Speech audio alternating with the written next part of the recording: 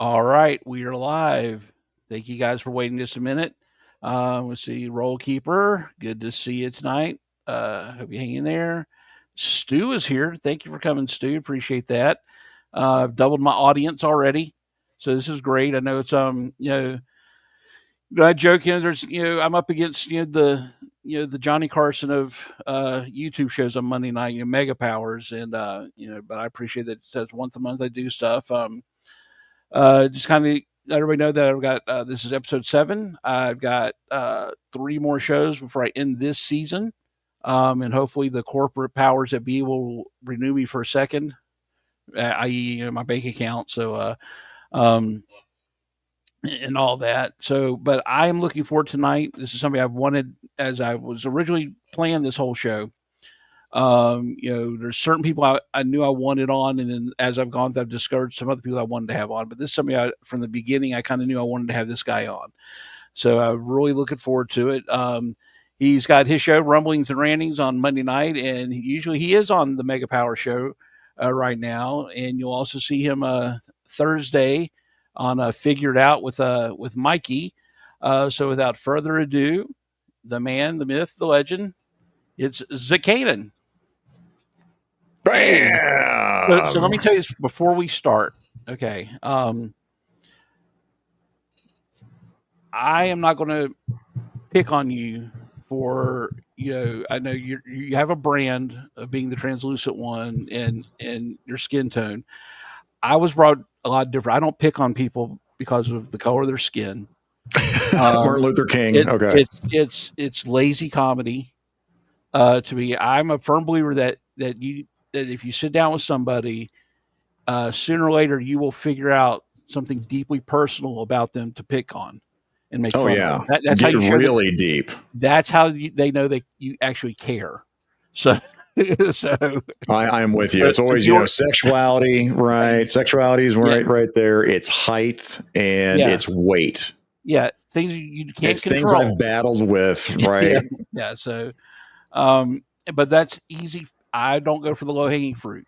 Yeah, I'm a surgeon. We'll find something tonight that I'll be able to. There's stuff out there. There is. I'll tell you what. Right now, I'll dangle a carrot. There's a song out there. Now, it doesn't hurt my feelings, but it enrages me. I get mad. I have kicked 2 girls out of my car for singing this song. And they knew it was a trigger for me. You want to talk about trigger? This was a trigger before that was, a buzzword. Okay. Is it the Proclaimers 500 miles? Now I'll tell you, I will not tell you what it is. Okay. There will be probably obvious signs as we go down the list, but.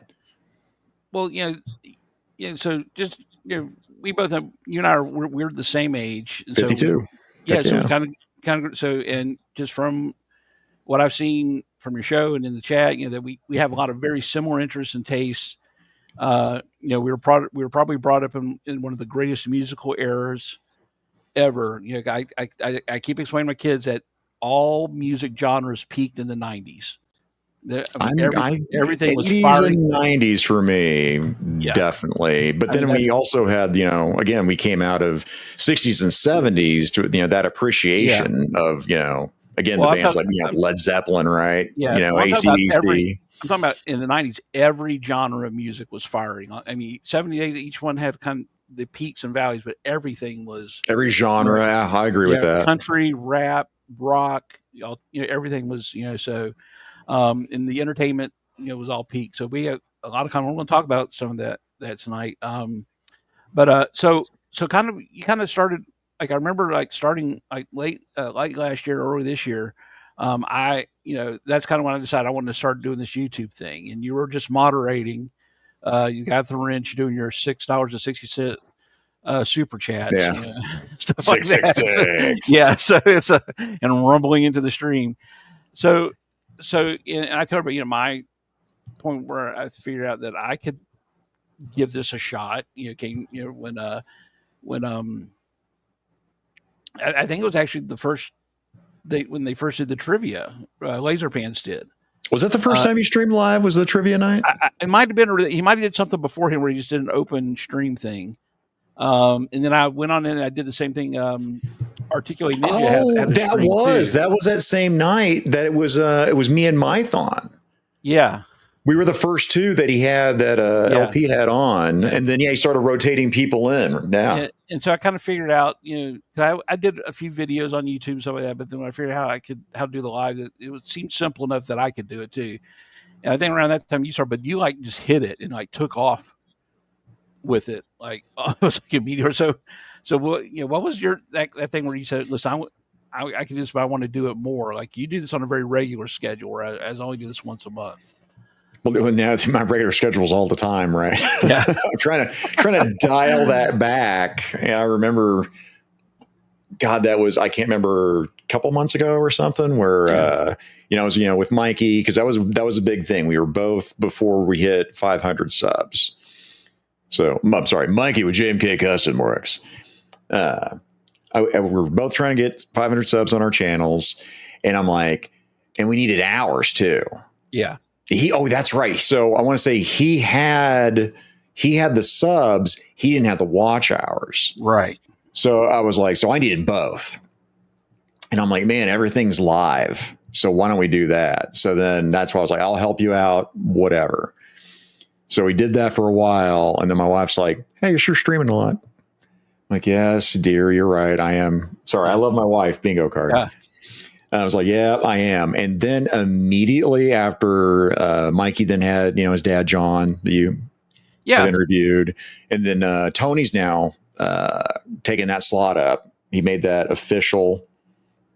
I think he said that. I can't remember if he said it Saturday, but there's an announcement Wednesday. There's a preview for you. But yeah, Tony Legends series is going to be on with Mikey on Wednesdays on Mikey's channel. Okay. But then after I stopped doing that show, then I was on every show. It just seemed like this whirlwind of people were asking, to be on, and it just kind of snowballed. And now I'm trying to reel that back in again. So how did you become a regular on Mega Powers? I don't know. What's the best way to describe it? Because, first I started off in chat, right? Yeah. Just chatting away. And then I became a moderator. Because the first show I was a moderator on, that's a whole story, by the way, on moderation. Yeah.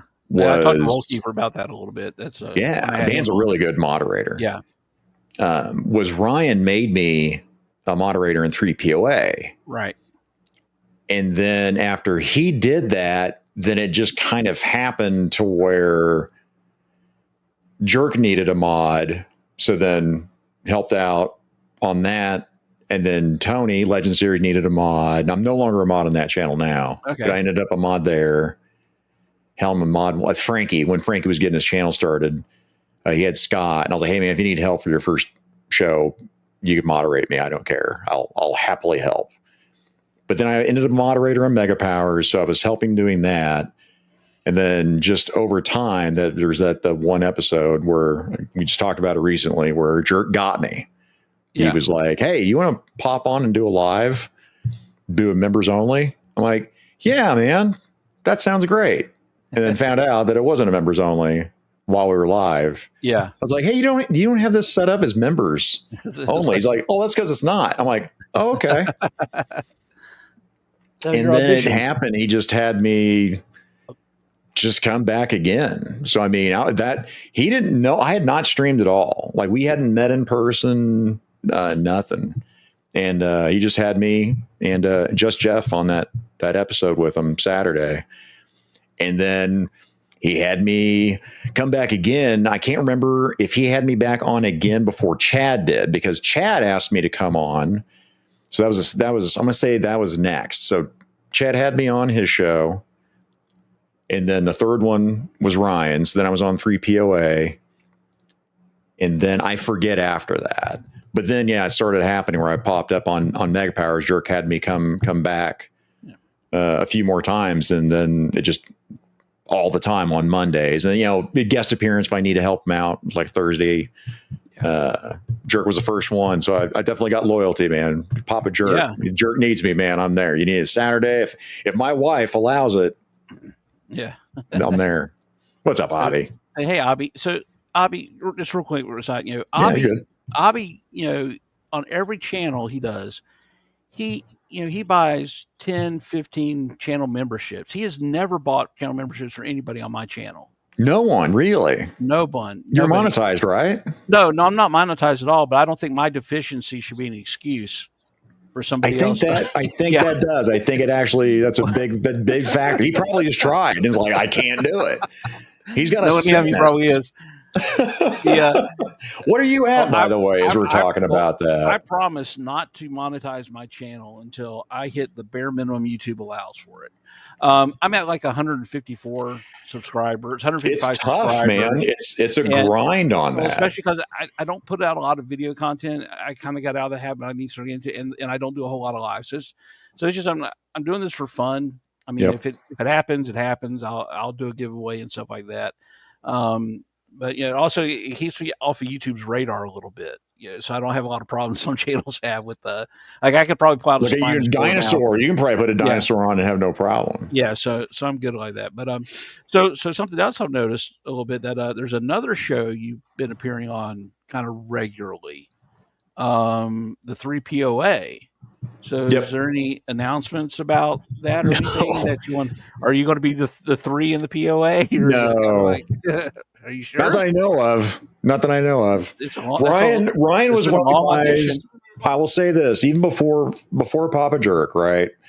When I had met him, at DFW, the very first year, and talked to Ryan, met him, and then it just kind of happened to where he was asking me like, "Hey, do you want to pop on a stream?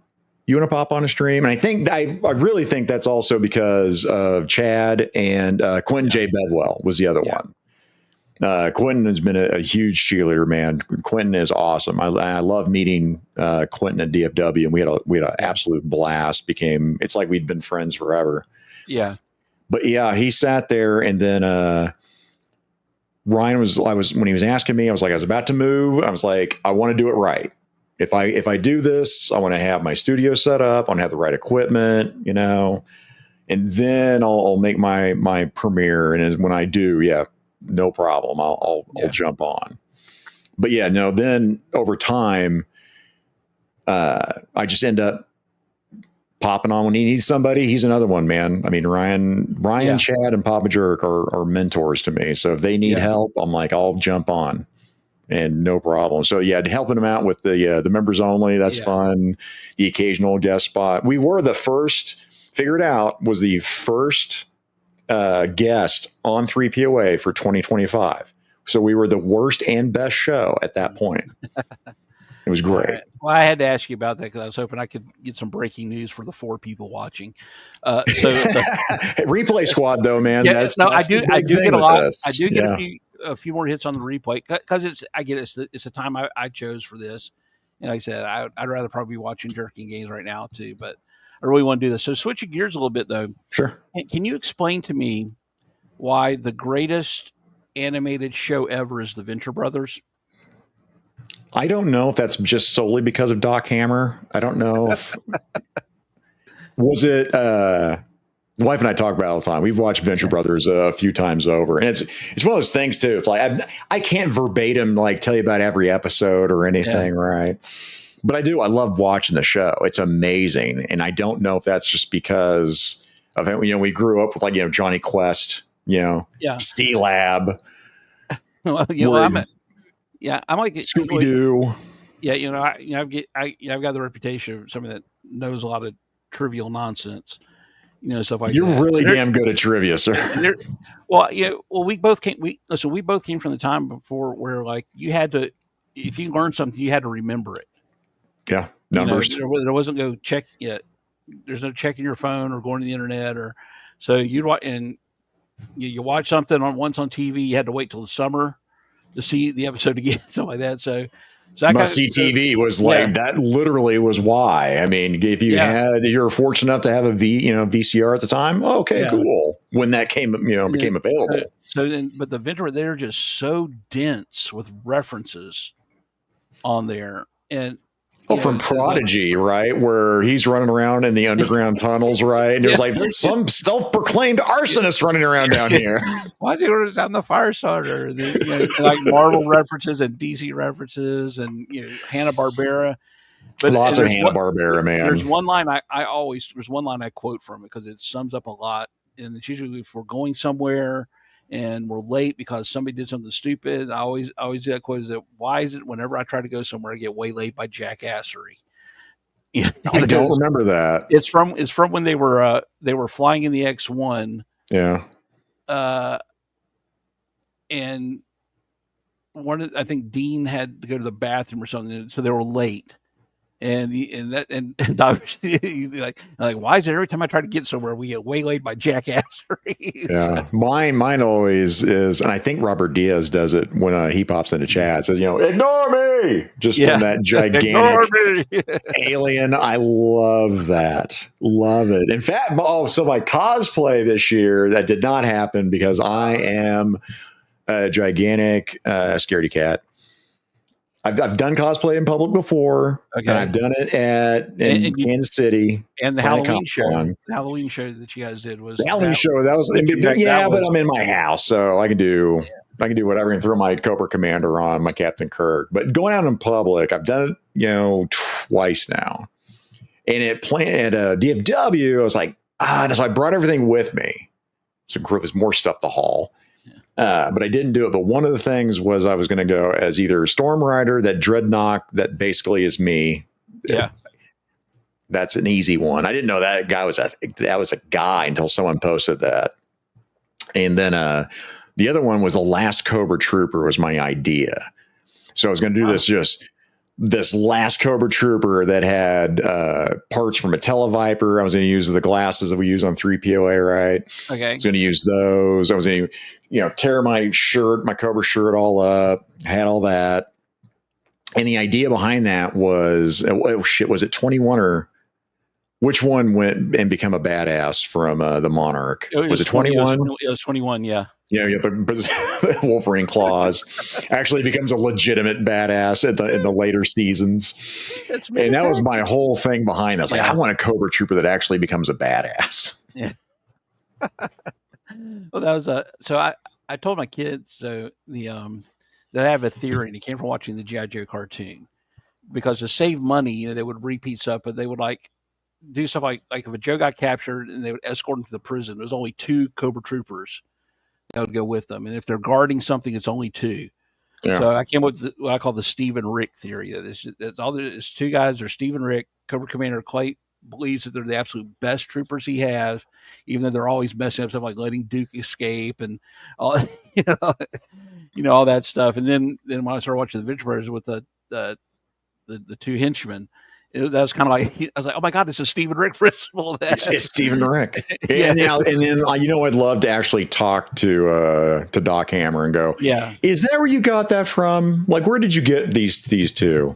Because it was at 21 probably, and 22, or is it 21 and 23? It was, I can't remember who the other guy was, but the Ray Romano.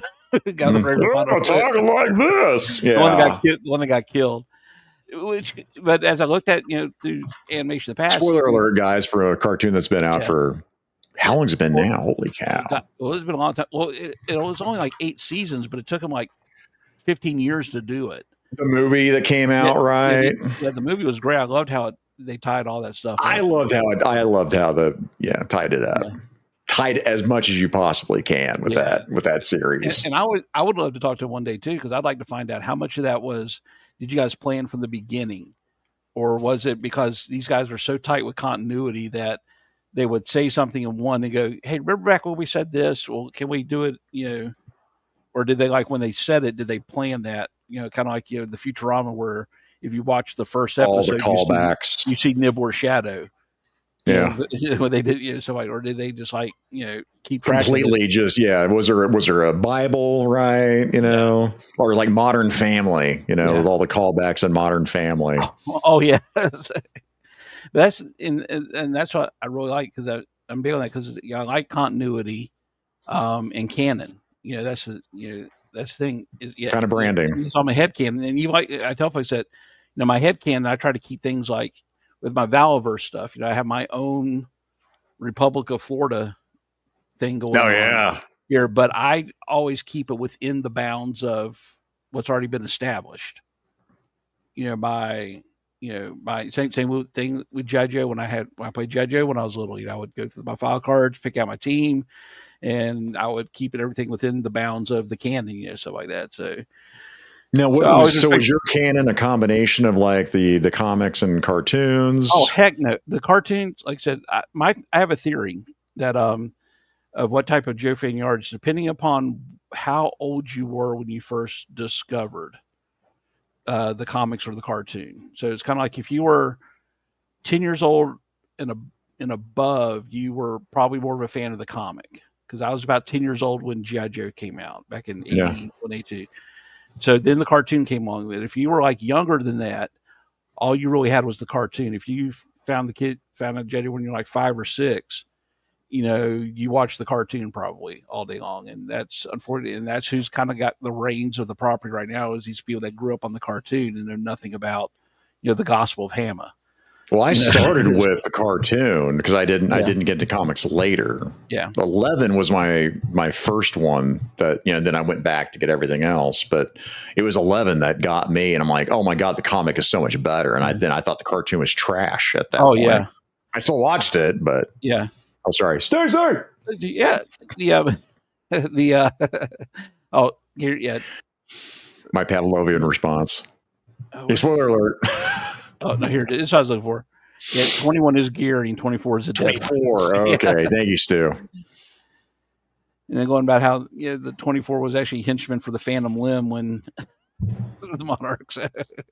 God, there's so many great freaking characters throughout that whole. Guys, if you haven't watched Venture Brothers, you really need to watch Venture Brothers. If you're our age, I think it's that much better, personally.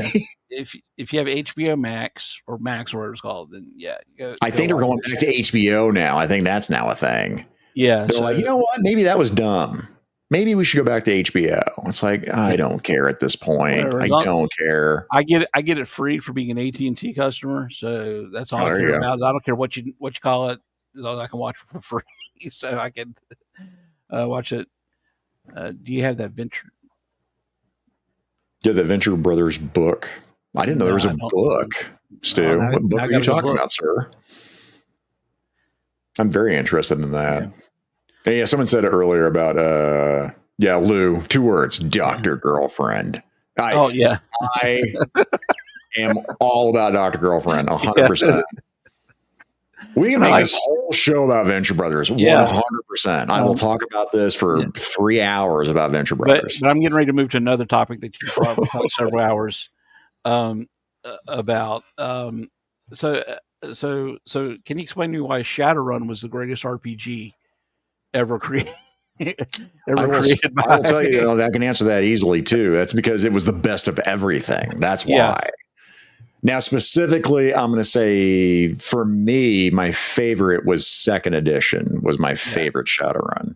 Yeah. But again, it's rule sets. So with rule sets, I always break rules. Like if something I say or don't use them or whatever. Shadowrun number 1, it's like you could trip and die. Yeah. From fall damage. I'm like, well, this is retarded. Okay, well, what about this? Oh, you have to roll for random snipers as you're running around, depending on where you were. Like, okay, So Seattle was the first. The first setting. So I was like, okay, that's not fun. Right? Yeah. Why would you do that? But for me, it was the perfect blend of everything. Yeah, I had for me, it was cybernetics, magic. I had great humans, but then now it's all the D&D as well. So I had everything together. It was all mishmash of everything.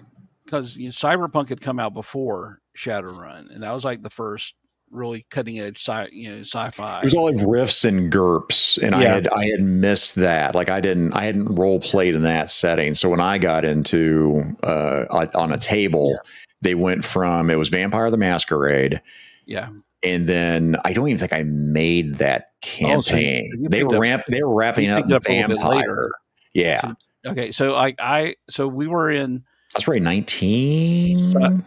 So I went into boot camp in 1990, October of 1990, and that's the year Shadowrun was published. Yep, And FASA. so after I get out of boot camp, I go to my schooling, and there's like a lot of downtime, and so I found a couple of guys that were playing D&D, and so we started playing D&D together. And then one day, the guy that was our DM, he walks in with this book that he walked down to the local comic book shop outside the gate. He goes, "This is what we're going to start playing." And he holds up the first edition Shadowrun. Yeah. And I was like, "Hold on a second." So then I went out and I bought a copy and read it, and it was just the world setting, just really, that combination of magic and the post-apocalyptic, right? Like everything crashed, the great crash, right? And then everything happened.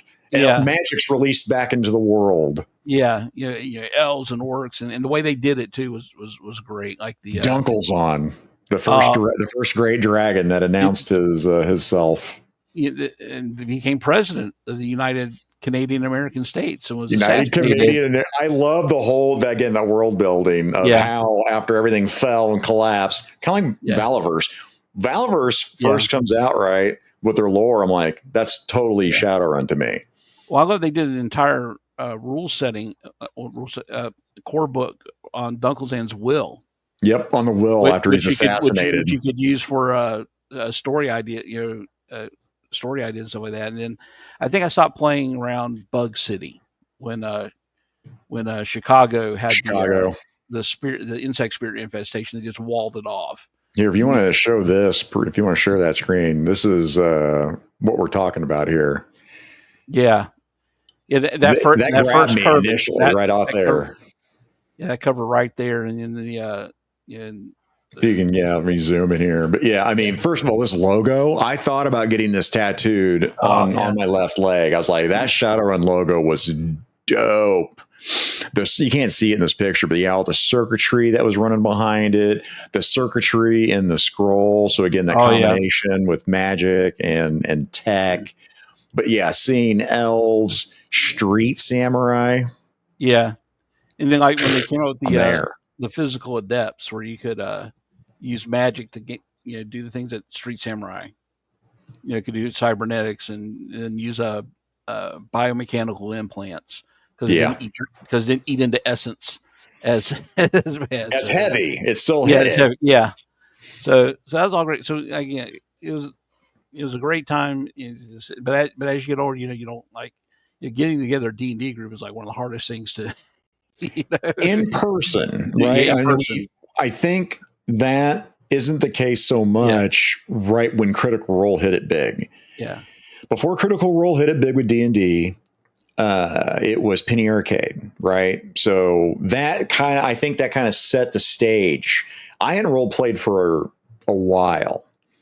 And I had my layoff of my very first job, right? That one I was telling you about pre-show, 30 years, right? I had this 9-month layoff, and it was like 2 or 3 weeks. My buddy Danny was like, "Hey, we got a D&D table going." I'm like, "Okay, yeah, I've been listening to Penny Arcade, and they had Will Wheaton on," and I'm like, "Okay, you know what? I haven't played D&D for a while." And that got me back into it. So PAX started making that popular when they started, broadcasting it. Chris Perkins being, the guest GM, and then Critical Role.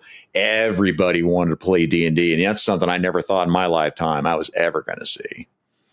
Well, my boys started playing Dungeons & Dragons. Actually, they had a friend that we were over their house one day, and they were sitting there playing a game, and their friend was just making it. It was a role playing, and he was just making it up. And I was like, "Well, have you ever heard of they have like books and stuff like that kind of make this easier for you?" And I think I got him a copy of GURPS for Christmas. I said, "So you like, the settings and so this is a universal system. You can adapt it." And then they got into the actual D&D, and then they used to come over all the time and play. Then they kind of got older and started getting jobs, and they kind of drifted apart. And my youngest one, my 13-year-old, he's got a group of friends to play, and they play over Discord. So he's like sitting in the living room with his headphones on, talking, through his tablet, rolling dice and stuff like that. So this made everything with internet made role playing far easier, but it was hard finding it. Like if you're trying to play in your town community. Yeah. I got a bunch of friends that we would play, but yeah, as you get older, it's tough, man. People, families, jobs, this day doesn't work. This day doesn't work, So I always love playing in person. I love that. But then when you don't have a choice, my God, there's always somebody that's wanting to play a table. Now, getting on a good table, right? That's the next thing. It's always like trying to find that perfect mate. It's that's tough. Like I know everybody's all ate up with Warhammer 40K. I love the role playing setting of Warhammer. It's just so expensive, though. There's they don't have an entry level, really. I mean, they have, but it's still a lot to get into. So I don't see how the role playing side has stayed, alive. I know the video games and stuff like that. I think it's sort of keeps it afloat. Well, now 3D printing also, look out, holy cow. That's now people know it's become so, I don't want to say more economical. Like, I can just get a 3D printer and can start making these things instead of me paying $100 for a champion. It's like, holy, any set's basically $120 to get a squad. How long is that going to stay viable? But I think when 40K came out, I was I had dabbled a little bit in Mech Warrior. Yep. Battletech. Yep. They're FOSSA. Yep. But another game I would like to play when and it was usually we would do it as a palate cleanser after doing a campaign because it was a quick, easy game. It was called Paranoia. Oh yeah. Yeah, where you get 6 clones of yourself and you see how fast you can die. And yes, friend computer, was it friend computer in that one? It's the computer. The computer knows all. I love a rule book. You sure know a lot about the rules there. Yeah, that's why I love how the beginning of the rule book it states that if you know the rules and the computer considers you a traitor, then you're a traitor. Yeah. Was it specifically communist too? Well, some of it was. It was kind of because the first iteration was all that. Yeah, it was heavy, and the communists were like a thing you can play. But the thing is, the computer was so paranoid it would send you out to look for mutants. Mutants were bad. Mutants were bad, but everybody had a mutation. And then there was there was one group that the computer said existed, and every time you send agents out to do it, they couldn't find the evidence. So when they'd come back, they'd be troubleshooters. The troubleshooters would be well, if you couldn't find what I told you was out there, then you're a traitor. So finally somebody said, well, I'll just go start the thing that the computer's looking for. And so basically it became a group of people that were just it's stuff like, like the we solved this problem. Here we go.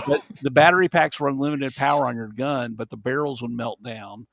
And the barrels were all the same, but if you had a red security clearance, you couldn't use an orange security clearance barrel because that's against the rules. And then you're a traitor.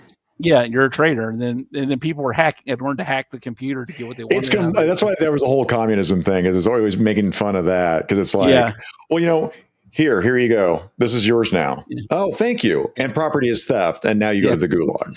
But then they had a group that was actually the communists, but they were all stereotypical. They would wear the babushka hats and eat borscht, and it was the whole stereotypical deal. Yeah, so it was all. That is a game that I've watched played. Oh God, that was I don't remember if that was on Geek and Sundry, right? Where Critical Role started off. Okay, yeah.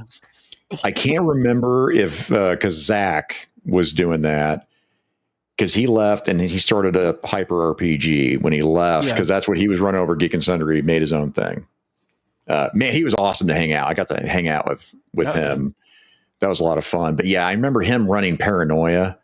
I was like, that's a cool setting. So I never actually got to do it. But I had all these, if I ever do a bump stop, I know exactly what I want to do for my Halloween parties. We tried doing bump stops, but it's a party. People do this and do that. You get distracted. I use the all out of bubblegum system, which was real easy. Okay. Well, I love that for role playing. I've popped a lot of role playing chairs, by the way. I got a lot of notches in my D20. Yeah, but again, that was a good system. You couldn't do a sustained campaign with it. It was meant to be one shot. Just finish the campaign, or we need to take a break, or it was the palate cleanser. Get all your sillies out, get all the crazy out, and Get it all out, man. I love those kind of things. And for me, this is funny. We were talking about this because, so Mikey and I had Chris Scott on, right? Grindhouse toys for his World War Hell. That was good. Yeah. And we talked like, dude, this is screaming Dungeons and Dragons. Like, my God, have you played D&D? He's like, no. I said, okay, dibs. I got dibs if you play D&D. And he did his closeout with the Shadow Nose network guys, Chet Maddox and I'm going to say, Alexander Storm. I'm pretty sure. But I was like, they talked about D&D and I was like, hey man, I already called dibs. So we're going to do a collaboration, and Chris is getting me some show notes for that World War Hell, and I'm going to use that. I'm just going to use D&D. D&D 5th edition is so easy with the online support. That like if anyone, then maybe there's some other systems out there now, but for like the last, my God, and now it's what D&D 1 now, whatever. It's like 5.1. That is so easy to teach people. It's so easy to jump into if you want to do a role playing. You may want to look up. This game's been out of print for decades now. It was an RPG called Twilight 2000. Oh yeah. And they had a really, all the military weapons and gear and stuff like that. Oh yeah, heavy into the vehicle portion of it. Yeah. But so what you want though for streaming, since we're going to stream it, is you really want to have Roll20, right? Yeah. Well, I've got the whatever master grade subscription to D&D Beyond. So I was like, guys, I know how to use this versus trying to figure that out in Roll20. So we're going to use the D&D Beyond and then, stream it. So, I mean, on top of teaching people, if you're going to stream it, I also think that's the way to go. Yeah, and I like that idea that military, like what was that movie? It was like set in World War II with the zombies. There's a few of them. Overlord, I think it was, or something like that. Yes, that was a recent one where I went into that film not like knowing anything about the movie. God, who was that? Oh my God, I can't remember the actor's name now. It's going to bug me. Yeah, the guy that played the captain, right? Was it Kurt Russell's son? Maybe Wyatt Russell. Wyatt Russell? Was it Wyatt Russell that was in Overlord? I might be messing that up or confusing it with the other movie. Have to do. But he was the same guy who played U.S. agent here in the MCU not too long ago. I'm pretty sure that's Wyatt Russell. Yeah, that's Wyatt Russell. He plays U.S. agent, which is one of my favorite. John Walker characters. Yeah, John Walker. I like the costume. When Captain America turned his shield in, right? Yeah. He's like, nope, I'm done. And then became the captain. I was like, that's dope. I mean, that was the whole Spider-Man wearing black thing for me, except I mean, for Captain America to walk away from the government, not from the U.S., but from the government. I was like, that's huge. Yeah, he was in Overlord. Yeah. Yeah, Overlord is an amazing movie. Like, I loved going into that blind. Like, the wife and I saw it in the theaters and we're like, oh, wow. Okay, supernatural kind of action kind of going on here. All right. Yeah. Yeah, but I liked him as U.S. Agent because U.S. Agent has always been one of my favorite characters. And then I love the way they portrayed him in Falcon Winter Soldier. Basically, that series was trash. But that said, when he murked that guy with the shield and there's blood all over it, I was like, damn. Well, then in the end, when they kick him out of the military and take everything away from him, he's like, I've just done everything you told me to do all my life. He was that, See, I stopped watching. I can't remember if it was one more episode after that because my wife was like, I'm out. I'm like, yeah, okay. Well, it was one of those things. It was one of the series that started out good. If they would have just stuck to it's when they made the reason Sam Wilson couldn't get a loan to fix his family's boat a matter of race. Mm-hmm. It was stupid. And the first super soldier, Isaiah Bradley. Yeah. Well, I mean, he was technically the second super soldier, but they wanted to bring him in there. And God, I almost checked out when they were going to let Bucky go on walking and then arrest Sam. I was like, dude, get effed out of here. That's lazy writing for me. That's not good. Listen, he was disappeared for 5 years. That's one reason. Well, it's about lazy writing, by the way. The blip. And before that, he was in prison for for betraying his country. So that's all the reasons you needed. And Bucky assassinating the Wakandan ambassador. Okay, I know he got exonerated, but really, you should let him walk. Okay. Now the blip because they start out in. That was a neat concept how they originally in that show started with it, because it was kind of like, these guys have been gone for 5 years and the world moved on, and like people bought houses and now all of a sudden the family shows back up in the house. And I like the concept. When I say lazy writing for me, it's calling it the blip. Yeah. Really? They just couldn't commit to that. That's the thing. They wanted to inject an agenda into it. And it's like the agenda. Everyone. Because you could use the blip as a stand-in for whatever you wanted it to, a way to discriminate against people. You want to talk about discrimination? Well, these people it's not their fault they were gone for 5 years. People got remarried, right? Yeah. I mean, all that, which, by the way, to me was it was kind of not, it just reminded me of The Leftovers. Have you ever watched that series? No, I don't think I've seen that one. Leftovers I enjoy it. My wife didn't like it. I love The Leftovers. They had I don't want to spoil it, but they have a rapture basically. Okay. I don't know. It's half the population. It's not half the population. It's a percentage of the population is just gone. It kind of reminded me of the blip. Okay. But yeah, how they went around with the blip. There was some great storytelling that you could have done with the MCU, but that's also predicated on after Endgame, start over, go street level. Yeah. Don't go cosmic. Stop it. Don't go Kang. Don't do it, which they're not going to now. I think what they should have done is they should have just done a show with Bucky where he adopts the persona of Nomad. 100% from the 90s. Oh, yeah, buddy. And he's just going around making amends for all the things he did as the Winter Soldier. Like, that would have been each week, different town, different set of people, that this is how. Fantastic storytelling. Yeah. I mean, all the storytelling opportunity. And Sam Wilson, by the way, my whole thing is that's Falcon. Yeah. That's not Captain America. You have an amazing character. Leave him as the Falcon. Well, he suffered from that whole thing where they caught him up in that whole, where we're doing a new Ms. Marvel and we're going to make Jane Foster Thor. And they kept insisting that she was Thor. And it's like, no, she just has the powers of Thor. Thor's an actual person. It's like Thunderstrike. I mean, I can, Beta Ray Bill. Thunderstrike, even when he was posing as Thor.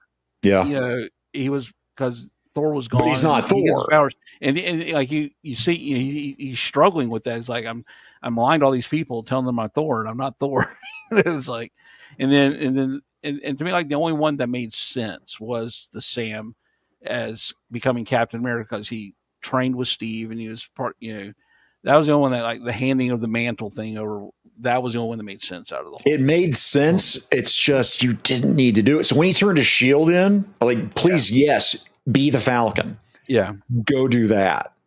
Yeah. And then you're putting him against the Red Hulk, right? Yeah. Holy. No, that was, yeah. So I just got through watching that. I never watched it. I couldn't do it, man. I watched it. I had to. I forced myself to do it because it's like, did you want to make a Captain America movie or did you want to make a Hulk movie? Hulk movie. What are you doing? Harrison Ford, listen, man, he is a special treasure. Okay, he didn't want to do that effing movie. No. Nor should you have made him do that movie. Oh my God, was it who did it? Was it John Hurt? Yeah, Sam Elliott before that. Yeah. Well, Sam Elliott was Thunderbolt Ross and the Ang Lee. Yeah, I like the Ang Lee, by the way. That was a pretty decent movie. Dude, my man flexed and killed a mutant gamma radiated dog with his trap. You're going to tell me that's not a good movie? Come on, guys. It's like, Nickelback sucks. You went Nickelback? They're pretty good. Yeah. I like Nickelback, okay? It's became popular to shit on him, just like the Ang Lee Hulk. Yeah. I'm comfortable in my sexuality saying that. Yeah. That's... Yeah, but I'm going to derail you more because we'll talk about that all night long. Well, I've never understood the Nickelback hate. I saw him live before the hate became popular at this Florida show. Actually, Florida. I can't tell you. It was a Florida musical fest, and it was kind of like in the middle of Florida. We were kind of like in between, because where's Disneyland? Is that Orlando? In Orlando, yeah. And then I can't remember if it was south of Orlando or north of Orlando, but there was a town that had this musical festival. I went to it a couple times. Yeah. But they had one, and it was lit. It was the band Lit, not It's Lit Fam. Yeah. But it was Lit. It was Creed. They were the worst. And no one in Florida liked Creed, by the way, because Scott Stapp was an absolute ass to like the Florida DJs that made their career because they were a local band. But yeah, Three Doors Down. And then Saturday morning, it opened up Nickelback, and they killed it. Like, who's this band? Like, they were amazing. And like, everyone's hungover, by the way, being first band the following, day on this festival. So Nickelback's your secret sin band? Oh, I've never made that a secret. I proudly shout that out. Mine's Roxette. Roxette. From the 80s and 90s. The band from Sweden did She's Got the Look, and She's Got the Look. Yeah, those are good. Yeah. Happy, nice, feel good. If someone came out and said like Boy George, and like Culture Club or something, that was good music, man, back then. We were all singing it. I was telling my wife the other day. We were riding down the road, and so I've got Sirius XM. This is the first time vehicle I had, and I spend the money to get Sirius XM, and so it's worth it.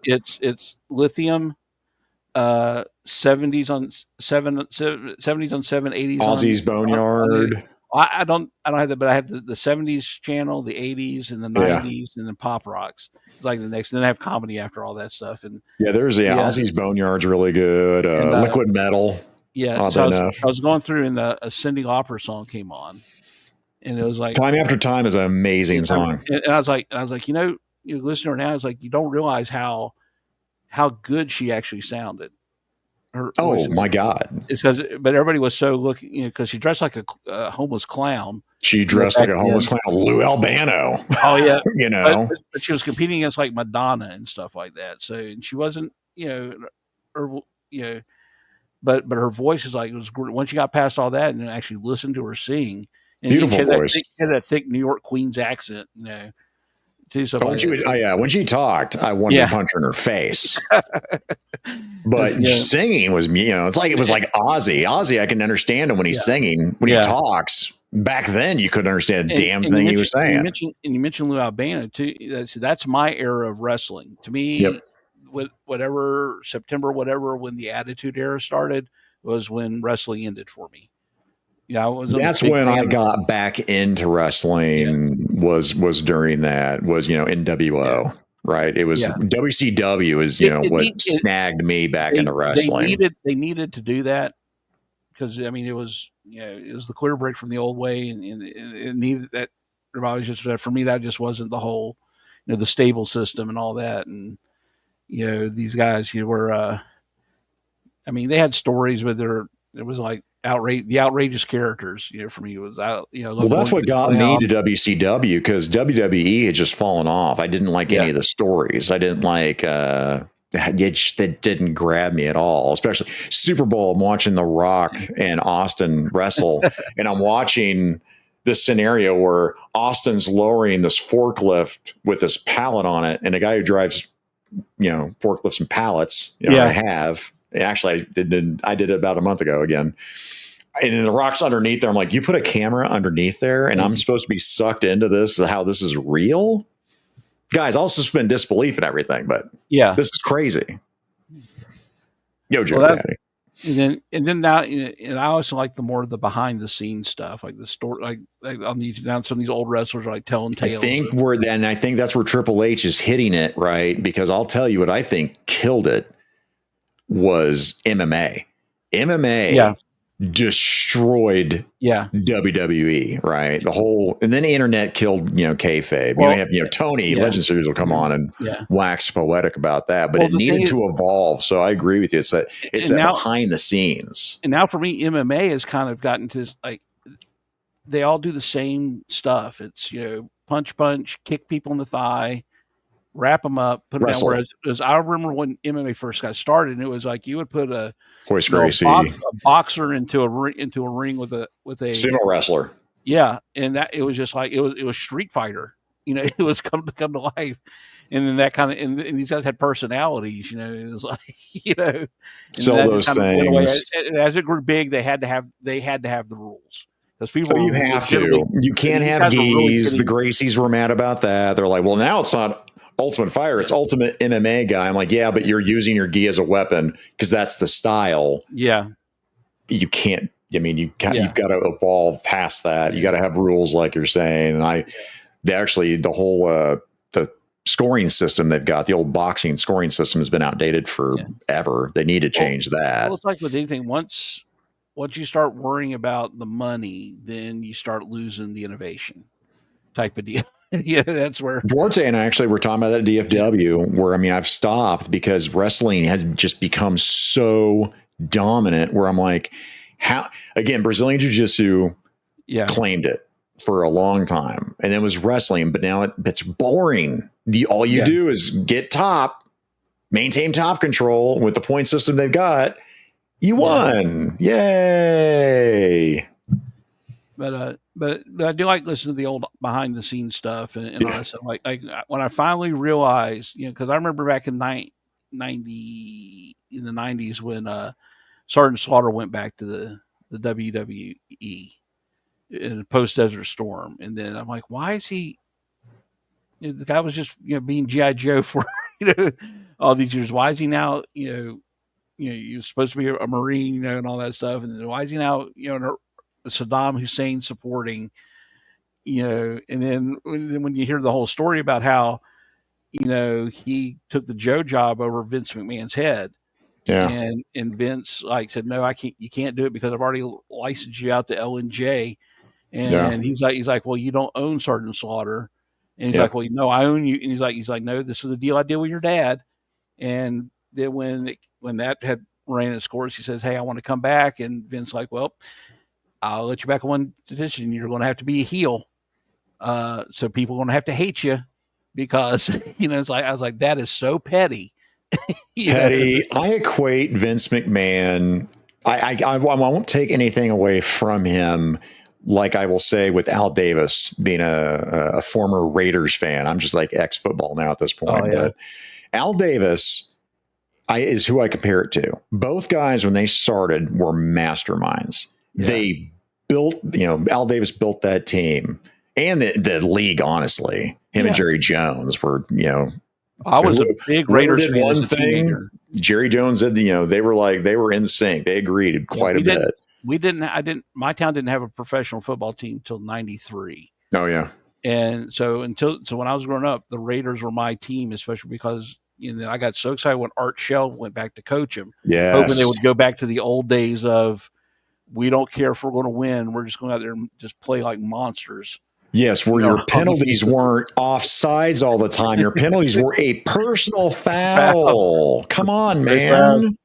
Personal foul. But that's how I equated Vince McMahon is they both were savvy. And then the older they got, they just lost their minds. And I'll do another one. I equated also to Old Yeller. I love that dog. I got to put it down. Doesn't mean I didn't love the dog ever. It's just now I got to put the dog down. Well, once the territory system went away, there was no competition anymore. Yeah. I'm a firm capitalist, small L libertarian. Yep. Yeah. My only problem with the Libertarian Party is I believe that sometimes you have to go and drop a bomb on somebody before they drop one on you. Big L libertarians are so splintered, man. And I understand by nature why that is, right? Yeah. I've been lectured on the non-aggression policy principle and, force. Peace through strength. I'm a big guy on peace through strength. You got to have a nice big stick, Yes. 100%. Is it better to be loved? Politics. Yeah, let's talk about politics. Is it better to be loved than feared? Why can't it be both? Yeah. I'll say this, when we talk about wrestling, with wrestling, with Sergeant Slaughter, again, this is no secret. I never liked Sergeant Slaughter. Yeah. Now, as a human being, G.I. Joe advocate, pinnacle. Like that guy, I'll never talk about him being a human being and being a G.I. Joe advocate, okay? Yeah. As a wrestler, I hated him as a wrestler. I hated watching him wrestle. As a heel, that was like you said, one of the worst decisions ever, and petty by Vince McMahon. But in G.I. Joe, dude, when they put him in G.I. Joe, I was like, why? Well, it hit like at a sweet spot for me in my early teens, because that was back when wrestling came on Saturday after the cartoons were done. Yep. Then wrestling came on. Yep. So and I was deep into G.I. Joe, and then he cut that deal. So it was kind of like the merger of both great things in a young boy's life. For me, I think it was also like I was just so out of love with the cartoon that I was watching basically because there was, you had to. I was like, if you put him in my comic book, I swear to God. Yeah. Which I'm kind of, do you know why they never made him into the comic book? He was in the comic book. Was he in the comics? Issue 49 issue 51. I think is when they introduced him. I don't remember that. It's been too long. Issue 49. It was the one where they had captured Zartan. Ripcord had switched with them, and everybody was getting ready to go invade Springfield. Yeah. And so he shows up at the pit, and there's a skeleton crew there, and Zartan had escaped, and he's making his way through the pit.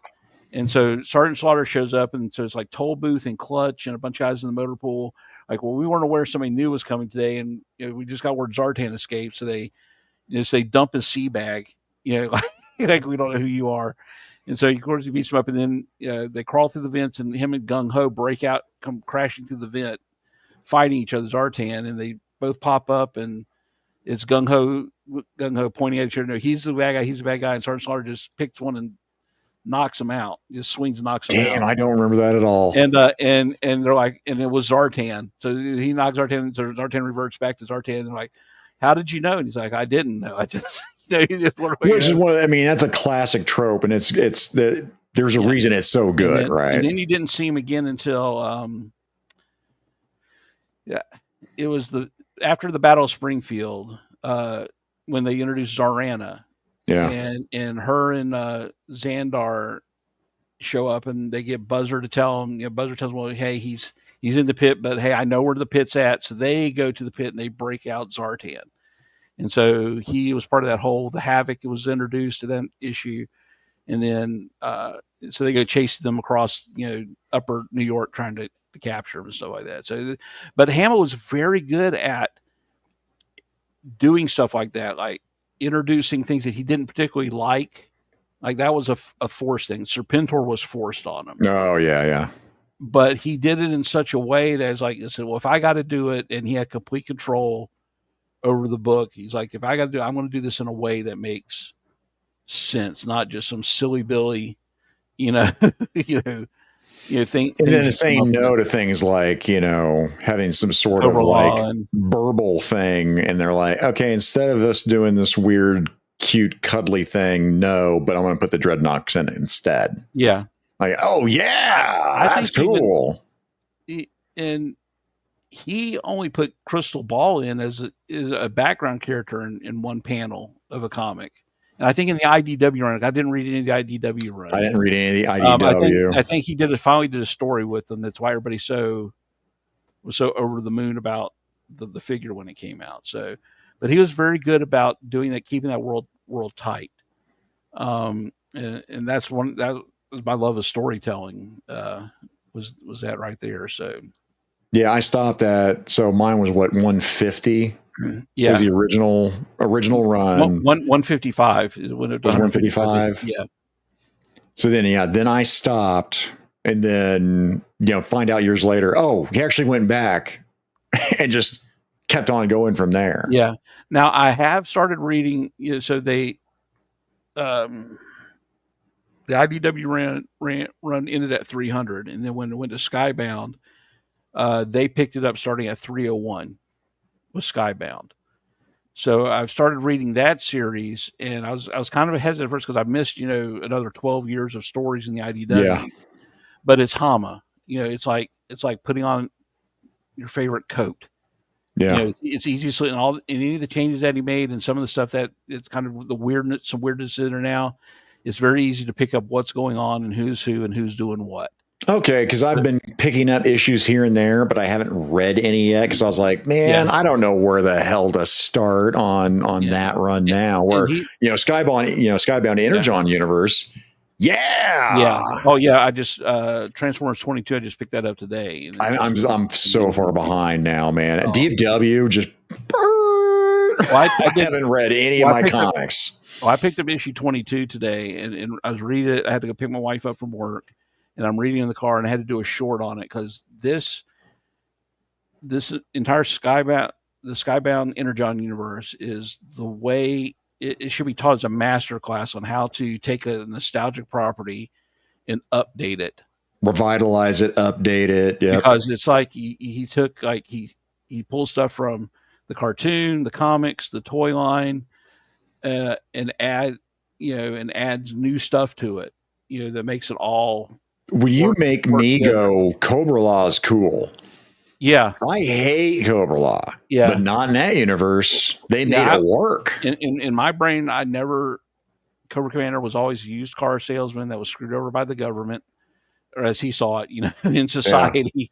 He wasn't some snake man from a mystical mountain. No, man. Once a man is one of the dumbest damn things. Yeah, my headcanon, I'm with you. Yeah, but in this Energon universe, when they did that, they took the time to do the Cobra Commander, and from the get-go, they did it right. I was like, no, okay, I can buy into this story. No spoilers, guys. I know this has been out for a little while, but he's so good. It's a serial killer. Destro is my favorite Cobra guy in Cobra. And the twins, him and the twins are amazing. Having that whole setup with them already having the Crimson Guard, because they never explained why these guys were commanding the Crimson Guard, and they never really did it in the comic books. But this was our company, and these were the guys we used, and Destro had his company, and they were actually competitors, but had a different approach. So it was Mars Industries, and what was it? Enterprises. Yeah, Extensive Enterprises. Extensive Enterprises. I love how.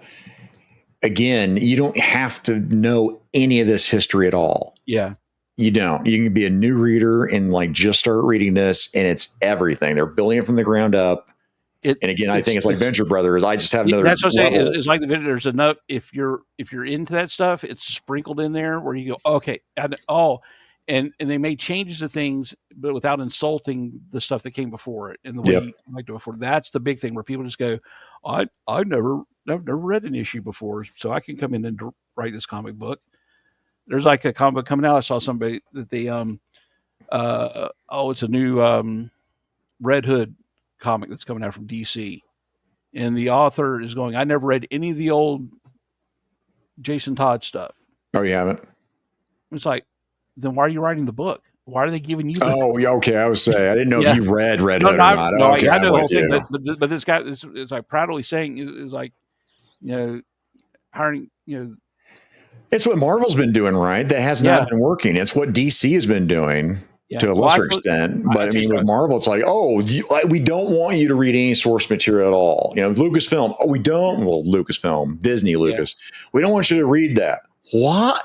Yeah. Why? That's dumb. Well, I picked up the trade paperback for the Eternals, Jack Kirby's The Eternals. Yep. Which contains, I think it only ran from 18 issues in the 70s. And I'm reading through that. And I knew some of the history of it, but I never read the books. And I'm like going, man, if they would have just stuck to the basic premise of this in this movie. Blueprints. There's literal blueprints. If all you have to do is here is the blueprint, tell this story. It would have made more money. It would have made more sense. You make Icarus the bad guy of the whole thing. And it's some of the and what you did, you caused probably it was the largest line of figures they've done for an MCU. Like 12 figures in this line.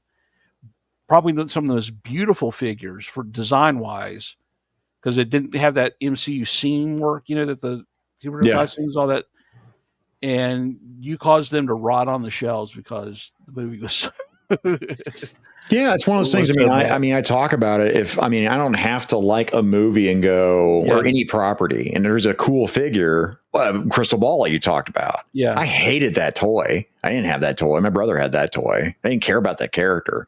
Classifieds version of him, I snagged. Well, I'm waiting on it. I ordered it immediately. I'm like, that figure looks amazing. For me, for the Eternals, they're beautiful. I think I've only picked up a couple of them. I picked up this because I wanted his regular non-glowing eye head for a trooper body. I needed it for, but it's fodder. But it is it's a gorgeous figure, and it's just like you destroyed it. And speaking of which, so y'all guys did that improvised Saturday show, and was doing those that Craniac Studios. Yeah. Actually, I should probably look because I wanted to remember because Mikey picked up that Jack Burton head. So I did order the Grifter head. Or you did? He calls it Swindler. Craniac Studios was that one that we hit up. Yeah. And they had his gun too. The VAPs? Yeah, one VAP? of the VAP. Yeah. And I'm thinking when I got it for specifically, you specify what kind of body you want to use, and so I got it for a classifieds body. And I think what I'm going to do is I'm going to go there at my Walmart. They have some retro carded beachheads on the shelf still. Yeah, and I want to take that beachhead body and take that vest off. And when I get that's the body I'm going to put on because it has that green sweater, and the camouflage pants. Yeah, and go GPS lots or something. Yeah. And I don't remember him doing a green coat on that GPS lots. But get a green trench coat if you want to go the trench coat route. I might do it at some point, but just like the look. So that would look cool with the head, with the red mask, and that body. And I've never painted it. Cole Cash. I've never painted. I never painted a head before, so I'm kind of determined. Do I want to try this to be my first one to try? Yeah, because you don't have to worry about the eyes unless you wanted to go for that realistic look. Just go white. Well, you got the skin tone behind the mask you got to do, and then the hair and where it meets and stuff like that. So, but I'm a big Wildcats fan. What'd you think about when they relaunched Wildcats? It was all right. It was supposed Agenda? to be a short. It was supposed to be, it was supposed to be a shorter series than what it was. They murdered the stories in there, man. Everything became about their sexuality. I don't care who you're sleeping with. But tell me a good story. Yeah, started out with a great idea with Lord Imp, hiring all these villain scientists to help create a better world. That was the whole thing. But I think that was the worst thing for Jim Lee to sell Wildstorm to DC and them to fold. Yes. My God, man. The fall of Image breaks my heart, dude. Gen 13. Love Gen 13. Team 7. Yeah. The world building they had with Grifter. Yeah. Was it what was Team 7? Grifter? So it was Backlash. It was Deathblow. John Lynch. Deathblow. Then, so those are kind of the main ones Fairchild, that were active in there. So her dad were kind of weren't. It was Fairchild, Grunge's dad. Yeah, Grunge's dad, Bullet Eater, the guy that did the second Team 7, is with the Team 7 with the was there another Team 7? Wetworks. Oh, Dane. Yeah, Dane. He was all part of that. God, Wetworks was so good too. Because that was one that you had to wait a long time for because Will Sportatio, because we didn't have the internet really, and you didn't know all the problems he was going with. It was just like, here's this book coming out, we're promising it's coming out, and you had to wait a few years. Dude, Del Keown, man, with Pitt. I love Del Keown, man. And he's going to do another Pitt omnibus, or not another. He's going to do a Pitt omnibus. He is another one of those creatives. When Image left, they were not, other than Todd McFarlane, not good at business. Yeah. They weren't. Deadlines. Whatever. Well, that was thinking, Tom McFarlane understood that this has to be run like a business. Businessman. You gotta have that business sense. And Jim Lee understood that you have to world build. Yeah. Because the other studios really weren't doing that. Larson had his Dragon. That's Savage all he cared. Dragon. I That's hated all he Savage cared Dragon. about. That's all he cared about. Liefeld kind of tried to do it, but he was just inconsistent. Top Cow had the Witchblade, but Witchblade, man, Sarah Bazzini. There's Cyberforce. I love Silvestri, Cyberforce, the Darkness. But he just couldn't keep it all together like Jim Lee could. So Jim Lee knew you had to have this interconnected universe. So Jerk and I talked about that too. When he turned the reins over to Travis Charest, right? Yeah. I hated the art. Hated it.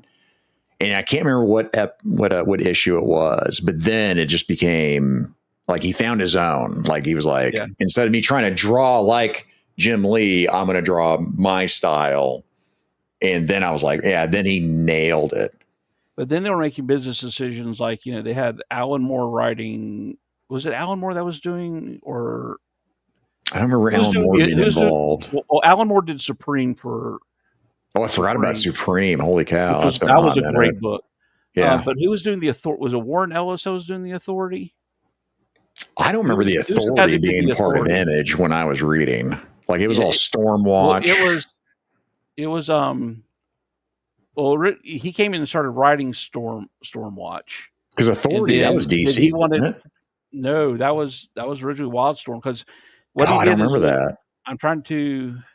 I'm looking up real quick to find out who's the writer. We're gonna do it live. I love this. This is what I want to do. One of these episodes. Warren Ellis, and he wrote one of my favorite comic books, Transmetropolitan. Warren Ellis. I've heard a lot of good things about that. I have not read that. He got caught up in the whole Me Too stuff. So, so he came on and he started. He came on and took over Wildcats. Okay. And it was in its later years, and he introduced this. One of the things I absolutely hate that he did is he turned Weatherman into a villain, and that he had this secret team called Stormwatch Black that was his private hit team, and it was the members of what was the Authority. Oh, really? And then they did the whole Stormwatch Aliens crossover, and he used that as an opportunity to kill off a bunch of Stormwatch members. And then it came back. There's a lot of Stormwatch characters. Then he had them come back then he had the Authority take over. And then they did that whole thing. Well, what if a superhero team decided to just take over the world? Damn, I don't remember the Authority at all. I wonder if I'd finally stopped because I know the thing that broke my heart with Image was one, the books weren't coming out. I'm like, okay, I'm, and then it was, we're never gonna do anything that we did over there. We're not gonna do these variant covers, Gen 13 variant covers. I'm like, okay, we're not gonna do these big old crossover events, Sword of Damocles. I'm like, or was it Sword of Damocles or was it Fire from Heaven? Fire from Heaven was the first one, and that was introducing Damocles in that. But one gimmick they did do that I really enjoyed was where they were on like issue 13 of all the runs, and they had them jump ahead and publish issue 25. So I don't remember that. So then it was an event thing they did that said this is what each comics issue 25 would be like, and then all of them from whatever comic they were running up to it hit, and when they hit number 25, it was that same book. Oh, interesting. It all fit. So that was a clever thing, but they couldn't. It's like it was the same problem that Marvel was having in the 70s in the early 80s when Jim Shooter took over. Or Jim Shooter, and everybody at Marvel hated Jim Shooter because he said, "Listen, these books have to go out every month. This is a monthly publication. Business. They all have to make sense. You can't do this stuff, and then and if you don't, then." And he had other artists working on issues like issue 20 of G.I. Joe was a Hama issue, but it was one of the issues that Hama had written that he had set aside for if he couldn't make the deadline. Yeah. And that's why sometimes in the comic you'd have this random issue in the middle of a storyline that had nothing to do with the storyline, but it was the characters because we have them on file. They're not going to make it this month. But it's going out this month regardless. Yeah. Of it. And he made things run on time. He got that stuff, and that's way McFarlane was. Once he realized that, listen, this is a business. Spawn came out. Right. And then every other Spawn book known to mankind also then came out.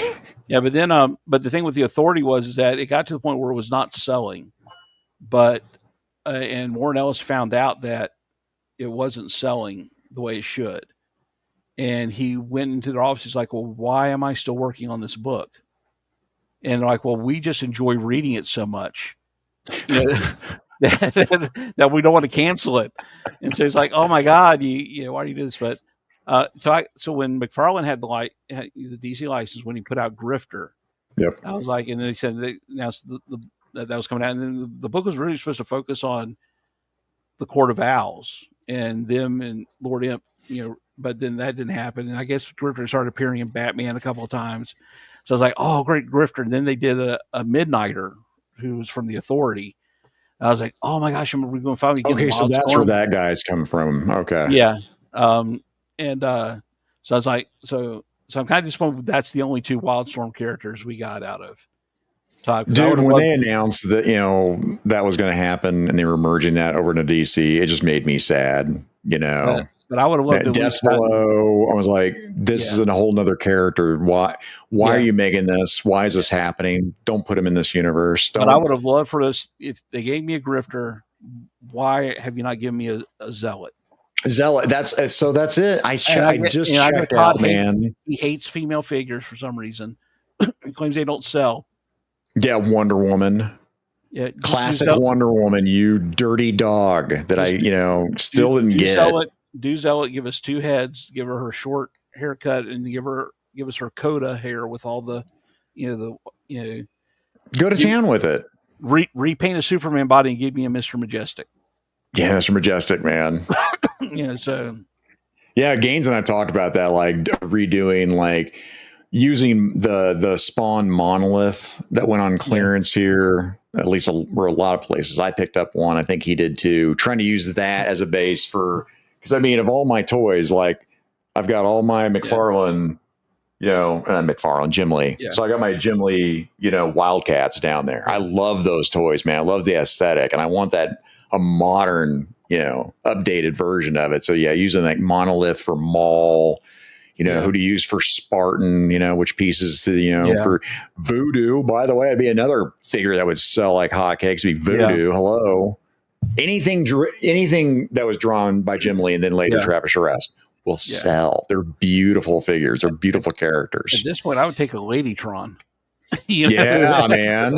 Come on. Give me Void.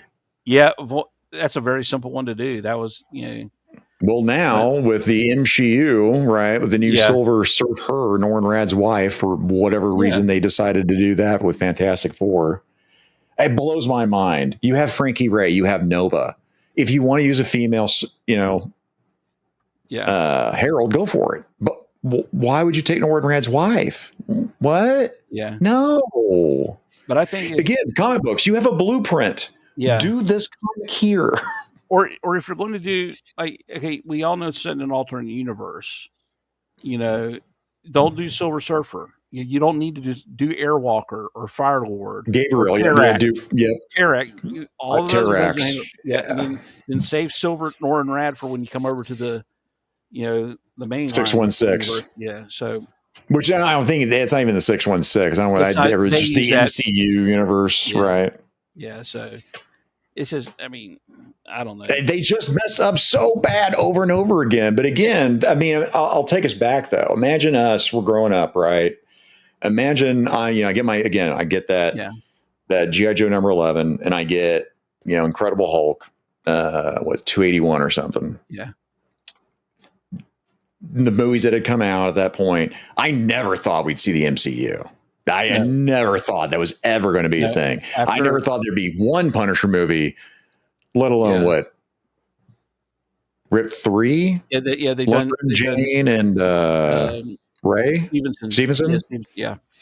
That's crazy to me. When Batman 89 comes out, that blew my mind. Yeah.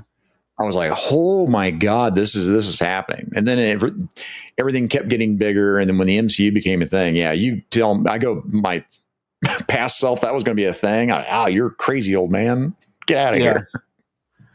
Well, that's Batman '89 was probably the closest that a comic book ever had been translated to the screen with the comic book setting. Like that was a completely live action. I'd that was probably a live agree with action that. comic book. Yeah, because like Mask of the Phantasm, I think, is the best Oh, movie yeah.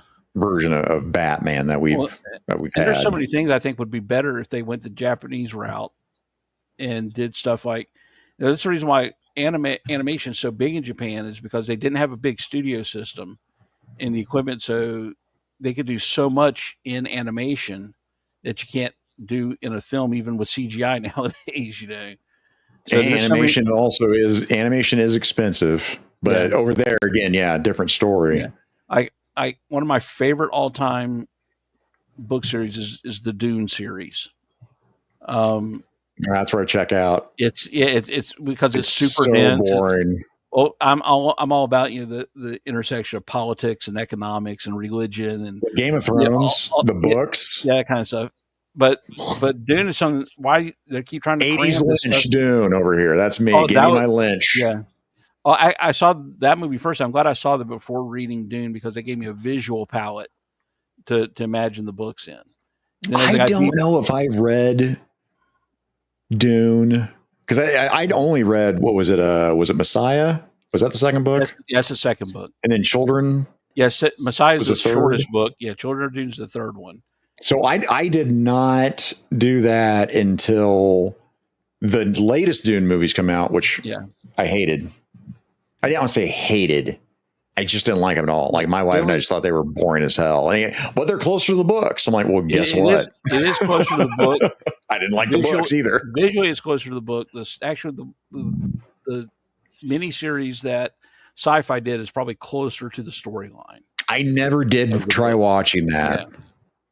But like I said, it's a dense book, and I like it because I was into that whole thing. I get the idea, about and plus I like the scope of it. This guy is you're looking at 10,000 years, not even 10,000 years into the future. It's 10,000 years from when their civilization started, not ours, and then there's like a 3,000 year jump between the third book and the fourth book. And so it's a great, but to me, why do they keep trying to cram it into a 2-hour? Movie when that should be 13, that could be a 13 episode. The entire first book could be a 13 episode hour-long series. Yeah, that screams a series. Like, did they try it twice now on the TV series? They've only done it once. They're launching other stuff because Kevin J. Anderson, who I like his Star Wars stuff, and Brian Herbert is just milking the property for cash. Yeah, and they've completely Frank Herbert's notes and stuff you put down before they make changes to that. They go and they retcon a bunch of stuff. They do novels that take place earlier and retcon a whole bunch of stuff. And it's just like, but that's something that I think should also be done through, it could be better storytelling through animation as well, because it's just too grand, I think, to put it on the screen to get the full vision of it. Well, you talk about back to comics, like with Invincible, right? Now, I wasn't a fan of season 2 of Invincible. I never read the books from the kid, but my kids turned me on to the TV show, and I'm just like, read the book. They're done. Yeah. Here's the run. It is done. If they do books this, are amazing. If they do this rumored G.I. Joe Skybound cartoon the way they do Invincible, and they have to put it on everything's going to streaming service, but it's got to go on something like Amazon, something that far more people have access to than just like Paramount or Peacock. It would have to be. It's got to be Amazon or Netflix. It's got to be one of those two. Got to be one of those two. I'll probably get a Netflix subscription again if they do that. I just picked mine back up. I need to do it because I need to see the second season of Sandman. The wife and I pieced out on that one too. There's so many awesome visuals of that. Yeah. And again, being a huge Sandman fan, I'm like, what are you doing with this? Stop. I think the one beef I had is the casting for Desire. Death. But the actress was okay. That's what I already pieced out. My wife, that's her favorite character, and it's like, nope. But they couldn't. You might as well have done that with Dream. You had Desire. The actor they got for Dream, by the way, the actor for Dream, the Sandman, is amazing casting. Yeah. Amazing. But my thing with Desire is that you can't just cast a transgender as Desire, because they want to look like either a male or a female. And the thing about Desire, because the way Desires are on the comics, it was supposed to make you look at it, and no matter what your orientation was, go, oh, that's kind of stirring. I see, and then you go, no, that's not. It's androgynous. It's completely androgynous. Where and it's like that's androgynous in a sexual way. Yeah, it's one of those. You have to be able to pull it off both. You can't just change. You just can't put an agenda character in there. But the production's amazing in it. I wanted to watch it just for that. Because everything was right out of the book. I mean, it started off. I was like, okay, man, I'm in. Yeah. Kind of like American Gods. I loved American Gods, but then I can't remember. Was it season 3? Did they even make it to season 3? Yeah. It just got towards the end. It was when Ian McShane's character Wednesday was, spoilers alert for American Gods that's been out forever. But when he was coming to his own, it was like one of the worst scenes that they could have done. It was just so anticlimactic and just poorly done, where he's like yelling as he's coming in, revealing his power. I'm like, did they phone this in? Did they lose the budget? Like, what happened here? They just have these amazing properties and just... Well, it's like, did you see, it was on Amazon Prime, Good Omens? Yes, love Good Omens. So the first season was great because they had the book. I didn't watch the second season of it. They had the book to go by, and it was Neil Gaiman and Terry Pratchett wrote that. So it's that, that Neil Gaiman sense of the cosmic with Terry Pratchett's, the cosmic is absurd. Discworld. The second season, because they were just going on their own, it was okay. It was okay. So that's kind of why I didn't watch it. Like every time the wife and I see it, we're like, "Do you want to watch it?" And we're like, "No, I don't want it to ruin the first season for me." Because they were supposed to write a sequel book to Good Omens called I think it was supposed to be called 668, The Neighbor of the Beast. The Neighbor of the Beast. Very Terry Pratchett. Yeah, so it was Douglas Adams too, if he was still alive. Yeah, Douglas, and that's I like the movie Hitchhiker's Guide to the Galaxy. I enjoyed the movie because I understood. Too. Well, people hate it because, like I said, I don't like the way they did Zaphod, even though Sam Rockwell was great at it. I was okay with it. But I understood the British tradition of, you make a radio show and then you write a novel and then you'll do a TV series, and they're all adapted differently. They would adapt it for, and that before he passed away, Douglas Adams actually worked on the screenplay, so it was how he wanted it adapted for movies. Yeah. Again, another big book and a big series. It's hard to cram it down. So something's got to give. Oh, who did Marvin? Alan Rickman. Alan Rickman, man. Another one that was lost. Android. God, the depressed android. Yeah. I loved him voicing Marvin. I love the PBS series too. Yeah. I like when they actually did the restaurant at the end of the universe. Restaurant at the end of the universe, the way they had that portrayed. Yeah, man. It's the rock star Hot Black DeSoto. He's having to legally be dead for a year for tax purposes. It was so good. I mean, there's so much there that British, that I love. Just that the sense of humor is just totally different, refreshing. I was telling Chad earlier today. Was it last week? It was either last week or 2 weeks ago. I watched episode 1, season 1 of Monty Python's Flying Circus. I was like, man, it's been years. Let me watch this one. It is still good. You're talking about stuff you'd get canceled for. Oh, yeah. They got people dressed up in full German regalia. I can't even say this word on YouTube right now, which is dumb because it's history. Yeah. But they're making fun of it. Hogan's Heroes. I know you grew up with that. Oh, yeah. We play them like buffoons because we're taking something evil and we're making fun of it. Yeah. good Lord. So yeah, this whole episode was that one where Squiggly or some guy comes up with the funniest joke ever and dies laughing. Oh. And then when his wife comes in crying. Yeah. Which was Eric Idle dressed up as a woman, right? Whenever I do a female impersonation, my wife is like, I don't sound like that. It's me doing Monty Python. No. But yeah, she finds a joke and she thinks it's like a suicide letter. You're interpreting the scene and she's crying, she's reading it and she starts laughing and then she dies. And like everyone they send in dies and then the government weaponizes it. And then they turn it by compartmentalizing it. Like everyone converts one word of the joke into the German translation. So you have all these allied British troops running through a forest. The shit's blowing up. And they're reading this joke in German. And German soldiers are dying, laughing, falling on the wayside.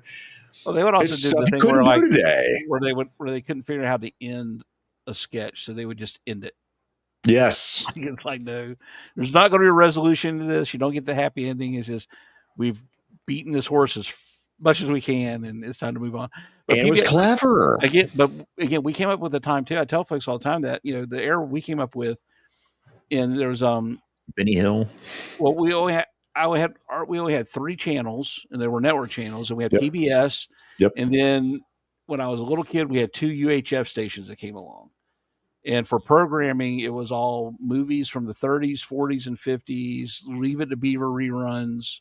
Yeah. Our Saturday morning cartoons, half of it was leftovers from the 60s and 70s. Like they were still showing Flintstones and Scooby Doo, Popeye, Woody Woodpecker. Yeah, and then they started mixing the new stuff, as they came on the 80s nostalgia stuff. So we had access to the previous generation's entertainment while developing our generation's entertainment. We had access to World War II veterans. If you're lucky, you maybe knew a World War I veteran, Korean War, and Vietnam. Yeah, Vietnam was the big one for us. Like everything in a comic, well, the Nam, that amazing comic where you got the Punisher, right? Oh, that Snake Eyes, Storm Shadow, man. I mean, Stalker, Vietnam. I wish I could find those 2 issues of the Nam with the Punisher with Frank Castle in it. Yes, I lost those a long time ago. Oh, you did? Yeah, I was like, I don't know that I still have them. I got them all categorized, but I actually haven't gone back. So, I mean, I've lost, and I don't know how because I hoard everything, but I've lost a lot of comics. I got a series that I almost got the whole run. I found like one that had just about the whole run of it. I need to find it. Is Nth Man. Oh, that Larry Hama did. Was that Byrne? No, that was Larry Hama. Who drew that? I think Ron Wagner. With the Wagner? Okay. Yeah. So, but that was like the, when they were when Marvel during the summer would do that bi-weekly cadence where they would put out, everything's coming out right now. And that was his summer book Larry Hama had to work on. So, and it was great because it was a military one, but he threw in his ninjas, and then he did the whole Marvel Universe references in it and stuff like that. So, stuff like that. But I told folks all the time that, growing up, it's like, I had like uncles and friends of the family that were in Vietnam, but I was never allowed to ask them questions. We can talk about that too. No one would talk about it. But then if you were a veteran, it was rare that I had anybody ever. I want to say like 2 people in my lifetime, and I didn't ask them either. They just kind of had that moment where they kind of volunteered information. Yeah. Like you didn't talk about that shit. And I'll tell you, that's why I saw the movie Platoon, because my dad didn't serve in Vietnam. Yeah. But his friends that did, when the Platoon came out, they're like, you need to take your boy to go see that, because that's his closest to what we've ever, seen on the movie screen to portray Vietnam at that time. Like you could go ask Grandpa about World War II. Yeah. And about Korea, but you weren't allowed that. But then all of our entertainment was the A-Team. Magnum PI was a SEAL in Vietnam, and the Vietnam story with Magnum PI. I was like, I fell in love with Magnum all over again. What is this? And then Chuck Norris is going back to Vietnam to rescue prisoners. Braddock. Missing in action 1, 2, 3, and then GI Joe. So it's like it was like a weird time. And as I've in my job, we're talking about a little bit before, I get to interact with a lot of Vietnam veterans, and it's just is just good. But I said that's we had access to all this. That's like PBS, like I said. Then PBS brought in like stuff from overseas, like Monty Doctor Python. Who. That's where I watched Doctor Who and Monty Python. Red Dwarf. Red Dwarf, man. Now I didn't watch Red Dwarf. I don't know if that wasn't a thing that was local at my PBS, but I didn't watch Red Dwarf until, oh my God, I was probably mid-30s. Because my brother's like, you need to watch Red Dwarf. And I finally did. I'm like, okay, you're right. I should have watched this years ago. Blake Seven. Yeah, the most down ending ever of a amazing. I'm getting goosebumps. Again, I need a goosebump cam. The ending to Blake Seven. Guys, if you've never it probably sucks now, but in my head, when I watched Blake Seven, my memory of Blake Seven it's a product of the time. It became two different shows, right? When there was that switch over. Well, it was because from series 1 to series 2, because they had some people quit and the network and all that stuff. So they did like the main character changes. Yeah. Right. The whole dynamic changed. And I was like, wow, I'm not going to like this. And I loved it even more. Yeah. But the ending is so brutal. Yeah. I mean, it's opera time, people. But I'm still enamored by what they were able to do on shows like the Thunderbirds. Thunderbirds. The puppets were stupid, but all those sets and the vehicles and that's why I love Team America, right? Team America is, even if you don't like you said, you're not us. Yeah.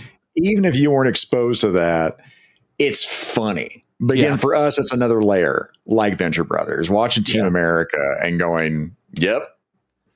And doing so, fully acknowledging the limits of the puppets, but doing it anyway. The fight scenes of Team America are so amazing. Did you see, oh my God, is it Danger Force? It's like Danger Force 5, I want to say.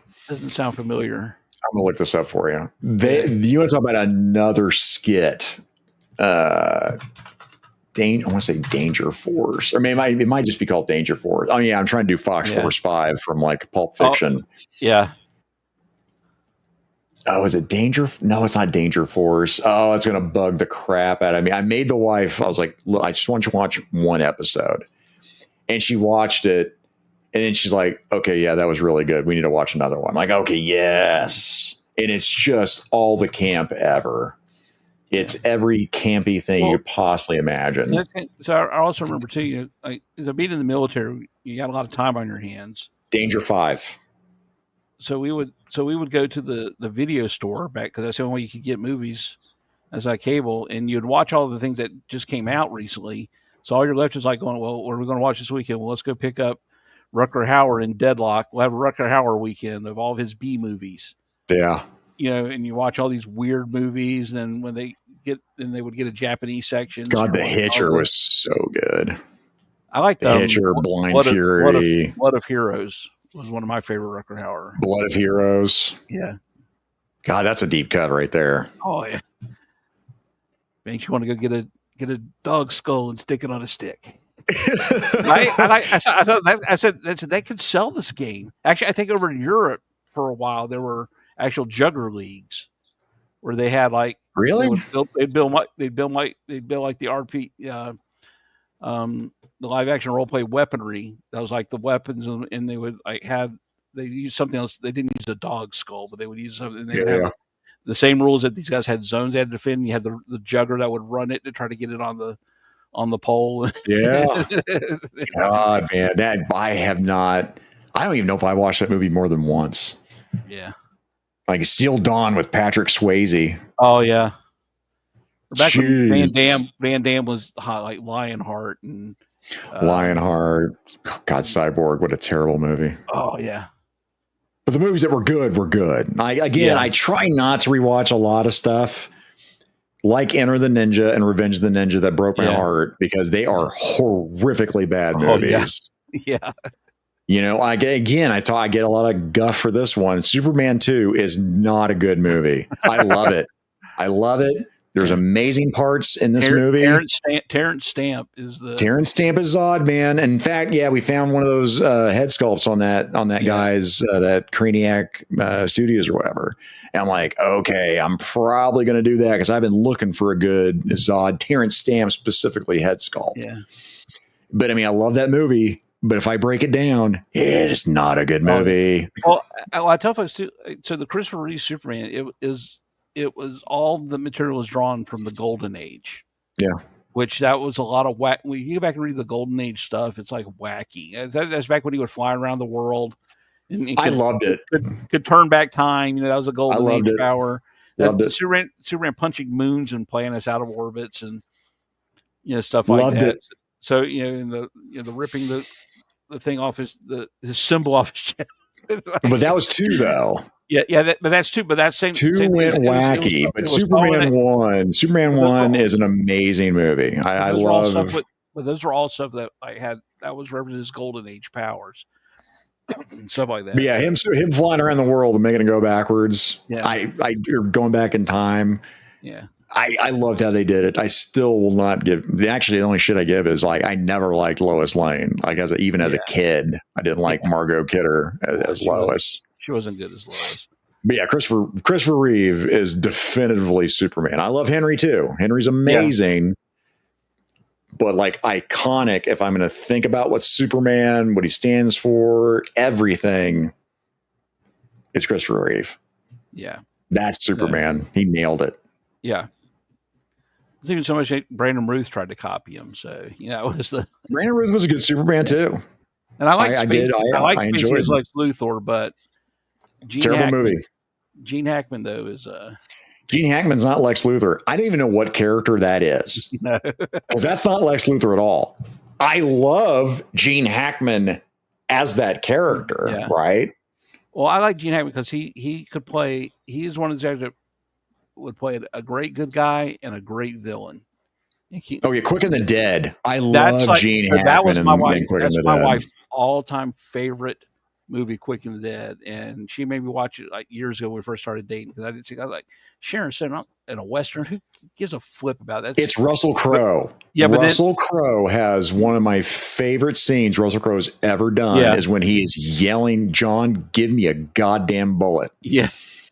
Well, evidently the story is that she had to fight to get Russell Crowe in that movie, and she won that battle. And so her next fight was Leonardo DiCaprio, and they said he was great. Not. They said absolutely not. We're not having this kid in here. And so she insisted, said, well, if he's going to be in here, you're paying for it. It's coming out of your salary. So she paid for him to be in that movie, and it was it was a great performance.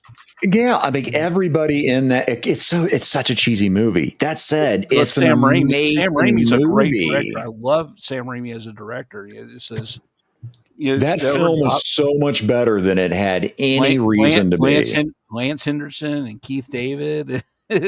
Lance Henriksen as Ace Hanlon. Oh my God. Yeah. What a great character. Everybody in that was so amazing. True that you killed the Sozo brothers? Yep. Killed 2 with my right hand, 2 with my left hand. Guys, these movies like, oh my God, you got to see them. Yeah. You got to watch all these. I mean, and then you think about that. So like Gene Hackman in that was amazing villain in that one. Well, it's like when he was amazing in Unforgiven. Well, when he was getting ready to do his fight with Russell Crowe and his lackey had beat him up the night before and smashed his hand. And he's like, who did this to him? He's like, I did, Mr. Harris. He's like, oh, it's ruined now. You got 20 seconds to get out of town because he was mad. And then when he faces off against, when Sharon Stone's character comes out from the explosions. Oh, that's not what it. No, it was when they were actually they were getting ready to do their gunfight, and he actually he does that speech about. It's like, I really don't know how this is going to come out. This is actually, I haven't felt the sensation of fear in so long. It's actually so. Yeah. And then when he faces off against her, he actually has fear in his eyes when he does that. It's like. It was great storytelling. Again, yeah. I mean, and it was Sam Raimi, so it was over the top, but it was done so well. Yeah. Again, any role that you put him in is just, I want to say it's gold every time, but Crimson Tide. Crimson. Oh, that's it. I haven't thought about Crimson Tide in a long time. He plays the captain of the submarine. So he's the bad guy, but he's not really in that movie, because it's where it's Denzel Washington's the executive officer, and they're on the nuclear submarine, and they're doing the exercise, but it comes across if it was possibly the real thing to launch nukes. Yep. And there's a protocol in the communication. He's like trying to convince, and just that whole thing. He's like he's the bad guy, but he's not the bad guy. And that's God, man, yeah, I haven't watched that in forever. That's a difficult character to pull off is to be the bad guy, but not actually be the bad guy. Because I saw that in theaters. I don't know if I ever watched it after that. Maybe once on cable. Yeah. Maybe I may have watched it like twice now. Yeah, I saw that in theaters because back when you're young and you're not married and you don't have kids, you got money to go to the theater all the time. So I was we always went to the theater, man. Every time a movie came out, me and my wife would be, back when we were dating and stuff like that. After our first date, we went and saw the movie Ronin with Robert De Niro. Robert De Niro, man. And Sean Bean. And I just ambushed you with a cup of coffee. Ronin, well, yeah, I saw that in theaters. One of my best friends, Craig, we saw so many movies back in the day together. And God, I remember, Ronin was done so well. Yeah. You see the end, and you're like, yep, they were right all along. Okay. And they don't do a lot of that. Like the John Wick movies were good till they kind of became over the top. Top. I mean, it was over the top, but it was they're still entertaining. Yeah, still entertaining. As it went on, they got more over the top without John Wick 4 is a bad movie. Bad. That said, highly entertained. Love the ending where the which ending? The stairs? The duel. The actual duel part. Because before to get to the duel, that was the worst. That was rough. My whole theater, I'm gonna say it was a reverse of a pop, right, in wrestling. Yeah. We all groaned. Oh, that last time, like, my God, to the beginning? Really? Have you ever seen Lone Survivor? It was about a Navy SEAL team in Afghanistan. It's based on a true story. I don't think so. Was that the sniper? Well, that was American Sniper, but what was Lone Survivor? Who was in that one? It's based on Marcus Luttrell. It was a SEAL team. They go out on a mission and they have communications problem with the radio and they get ambushed and all this stuff. But they got this one scene in there where they literally I have not watched that. They fall down a mountain. They're constantly rolling and it goes on forever. But these guys are hitting every rock and tree and at the end of it, I was sore watching at the end of this. It was like, oh my gosh. But the other thing, Eric Bana. Shut up, man. Yeah. We're back to Eric Bana and the Hulk in that one. Yeah, so I watched this. Eric Bana was in Black Hawk Down too. Shit, was he in Black Hawk Down? Yeah, he played Hoot, the Delta guy. Good Lord, man. Yeah. Good. You're talking about another movie. I don't know if I watched that after the theater. I've watched it in the theater, and we bought the DVD and watched it several times. Because that was another. I remember going, "This is an amazing movie." Because I was in the Marines when that happened. And really? So we didn't know. So we knew the whole. We didn't know it. And then afterwards, I had years later, I had found online somebody did a paper for the Army War College on the events. So they broke it down, the events of what happened that day and all that stuff. And then the book came out, and I didn't read the book because it was just too much going. Because it's like. And plus the guy that wrote it was a reporter, and so he compressed a lot of people together into like composites. Kind of like they did with Chernobyl. If you ever watched that series, which is an amazing series, by the way. But they took again for that series. They're like, okay, listen, we can't have this gigantic cast, so now it's going to be. Yeah, and then like a lot of people, that was like early. Ewan McGregor was still early in his career, and Orlando Bloom. God, I don't remember Eric Bana. Jason Isaacs was in there in that movie. So, and I actually met Lieutenant Colonel McKnight, the guy that Michael Madsen played. The Humvee column. Yeah, I met him in person. So it was like, man, it's great. But I was talking about John Wick, but the guys that did some of the producers of John Wick did Nobody with Nobody is amazing with Odenkirk. Yeah, Odenkirk. Bob Odenkirk. Yeah, Bob Odenkirk. I want to see, and the sequel's coming out next month. Man, I don't know. Have you seen the trailer for that? No, and I don't watch trailers anymore. Okay, trailers for me are so poorly done anymore, and then they spoil the movie. I'm like, okay, you know what? I'm not going to watch any more trailers anymore. It's kind of contrived. It's he gets sucked back after Nobody's kind of sucked back in, and his family's kind of like, all right, we accept it, but then they keep listen, you need to get away from this one, so they go on vacation. And they wind up going to like some town in Florida that's like a mob run town, and they don't know it. And they get into trouble. Somebody picks on his daughter. Hijinks ensue. Yeah, and Sharon Stone's like the main bad guy. And I did not know at first that she was, because she does not look like anything like Sharon Stone. Yeah. In this, I was like, okay, this is good. Kind of like Pamela Anderson in the new Naked Gun movie. It's like you want to talk about something I'm never going to watch. I'm gonna have to hear God Himself come down and go, I checked that one out. Well, I'll tell you what it's like when I see it. Because I'm sorry. I'm sorry. You're not Jesus. Okay, you're not Jesus. Well, when they first announced they're doing it, I was kind of like, no, man. It's just like somebody rewriting the Bible. Stop it. Yeah. But when they said Seth MacFarlane, Titanic too. When Seth MacFarlane was writing it, I was like, okay, I like it because he's one that likes the stuff from the past, and so he's not going to intentionally screw it up. If he screws it up, then it's not because I don't trust anyone anymore. Kevin Smith, he's trust. I don't trust Kevin Smith at all anymore either. Nope. Sorry, you've lost that. Yeah, I'm not. He wants to make a Dogma too, and I was like, why? No, man. Why? Don't. Dogma is perfect.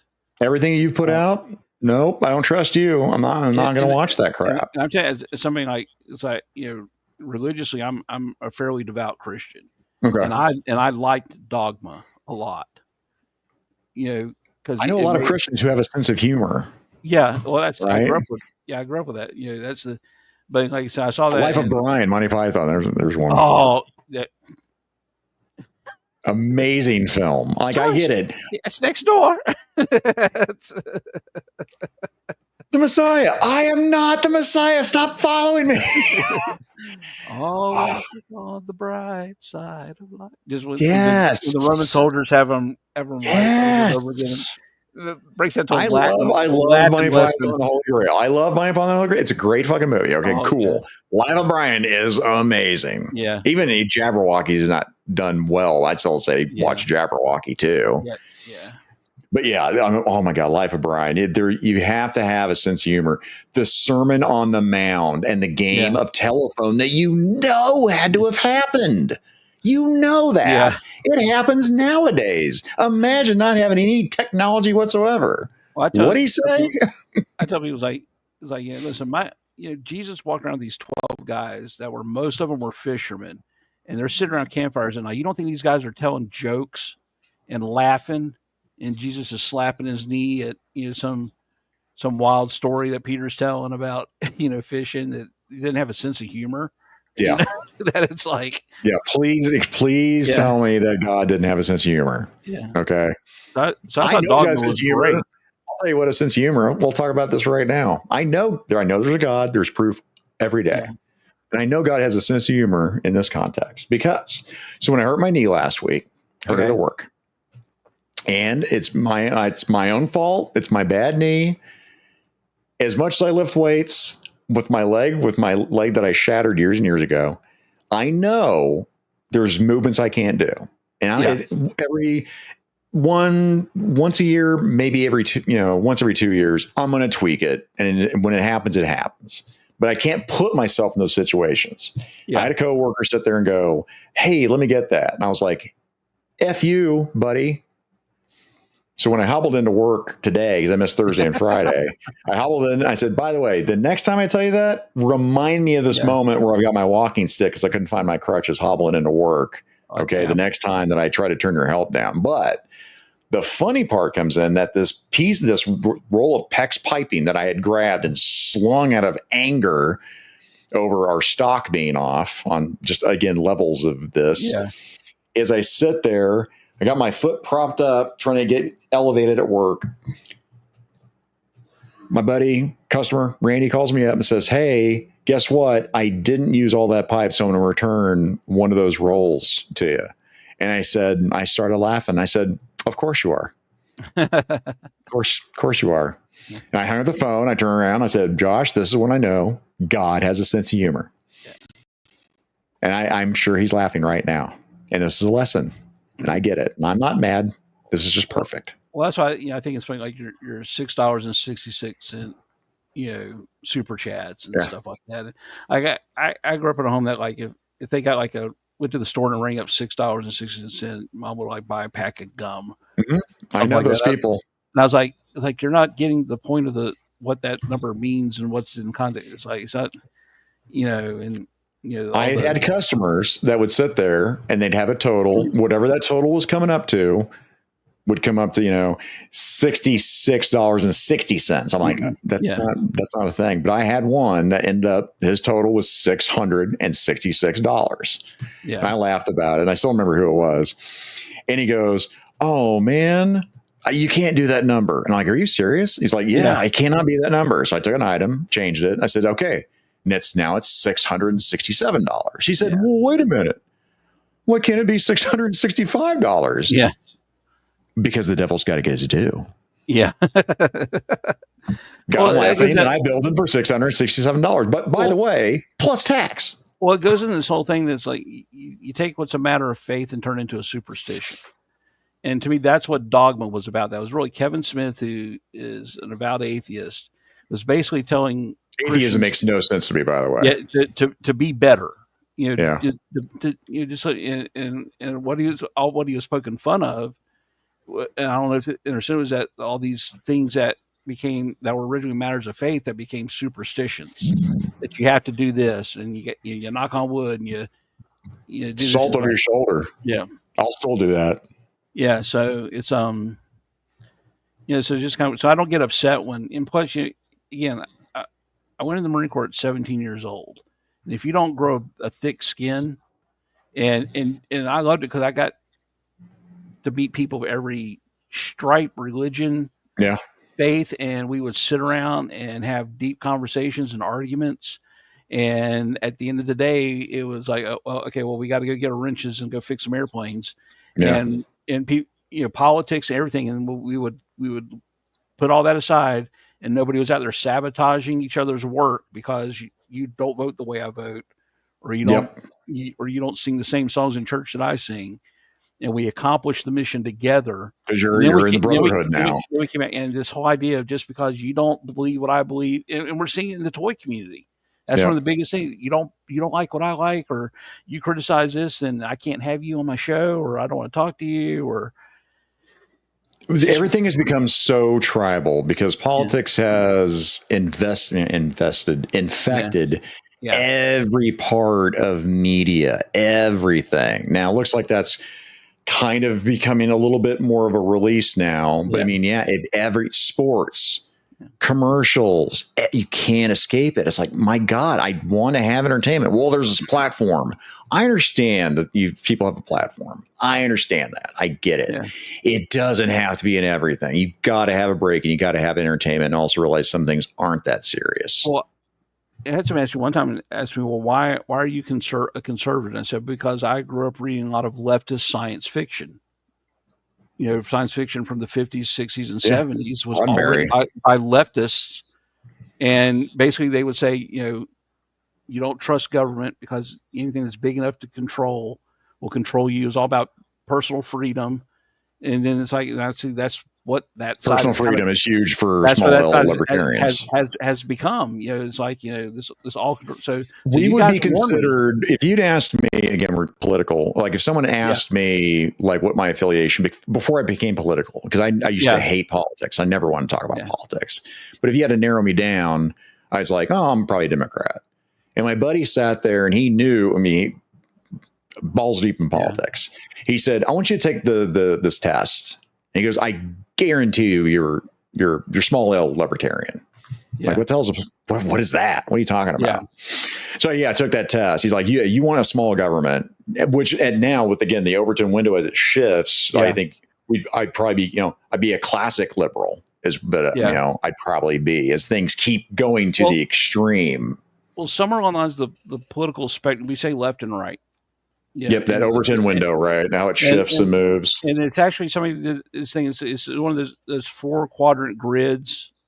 Oh yeah, and you do the dot V diagram. No, that Venn is the circles intercept, but it's like the circles. Because I can never understand. Well, why is fascism? Why they keep saying it's a right wing thing? Because fascism is just another step of socialism, which is left wing. Yeah. But somebody came up with that thing and they put it in that. So that quadrant. And to me, it's always it's less control on one end, more control on the other end. So communism and socialism and which I think is more control, honestly, right? We don't have it. I think they're both sides are both super control.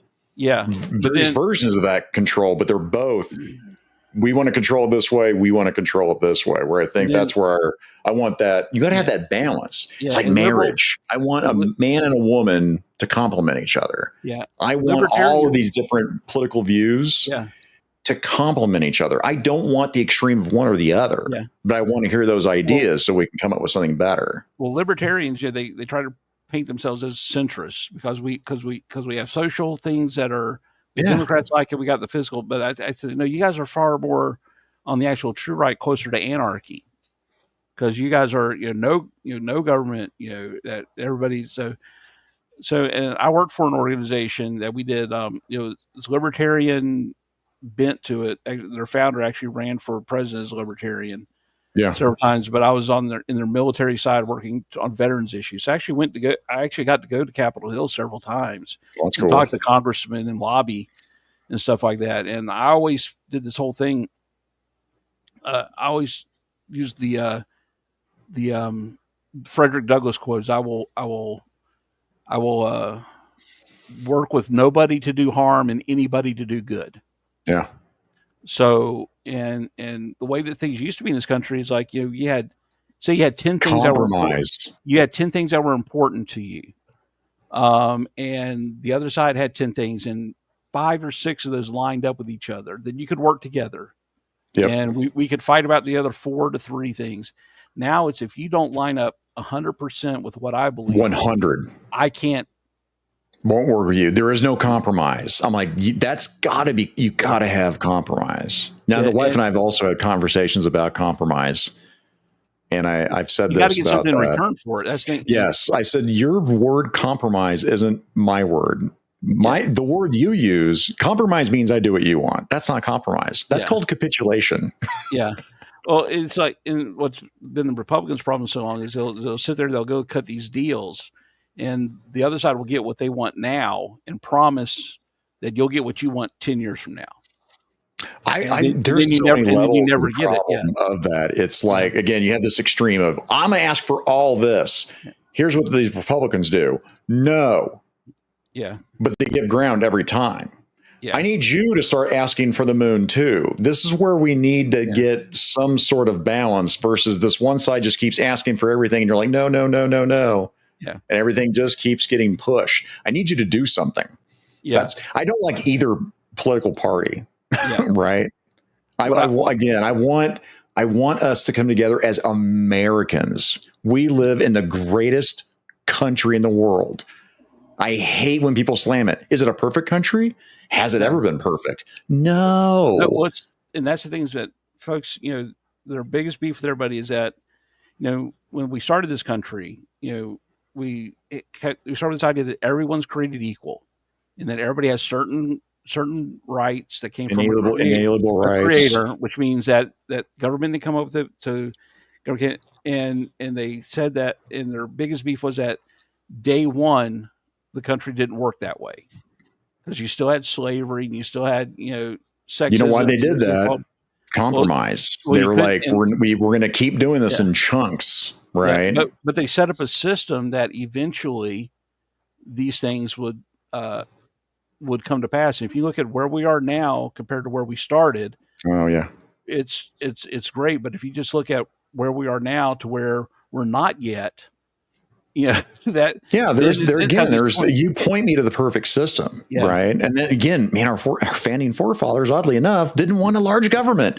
We have the largest government ever. They didn't even want an executive branch. Yep. That's why Article 3 of the Constitution is the smallest part of the Constitution, because they reluctantly put it in there. I was showing Chad this pre-show. Hang on here. Yeah, my mom would sit there and like for Christmas, she would sit there and like just find stuff that she was like, "Yeah, hey Tyler, yeah, exactly, yeah." She was like, she'd find stuff to just put money in for Christmas, right? And so I was like, this is one of the best ones you've ever given me, because I had never had like a copy of the Constitution. So it's one of those things where no system is perfect. Damn, guys, First and Second Amendments are huge, big deals. There's no other country on this planet that has that. Well, my favorite monument in D.C., it's a very small way. It's the monument to George Mason. And he was one of the signers of the Declaration of Independence. And he was on the constitutional, the committee in Congress. And he was the one that when they wrote the Constitution said, hey, hold on a second. We just spent all this time saying what government should do. We need to put something that tells us explicitly what they need to get their hands off. And that's where we came up. And because as we had these 10 amendments called the Bill of Rights, and it was basically, if we don't define what government is not allowed to touch, then government will touch, because it's just natural. It's a natural progression to these things. It is. And then, we need a department to take care of this. And now we got to have a department to take there. Here's another 3-letter word. Here's another 3-letter agency. Well, they laugh. It's like 3-letter agency. Well, nobody's worried about the Third Amendment. You can't quarter troops in there. Well, basically what the Third Amendment establishes, that says specifically that the government can't force you to host troops in your home, but it established the fact that your home is your property. Yep. Property rights.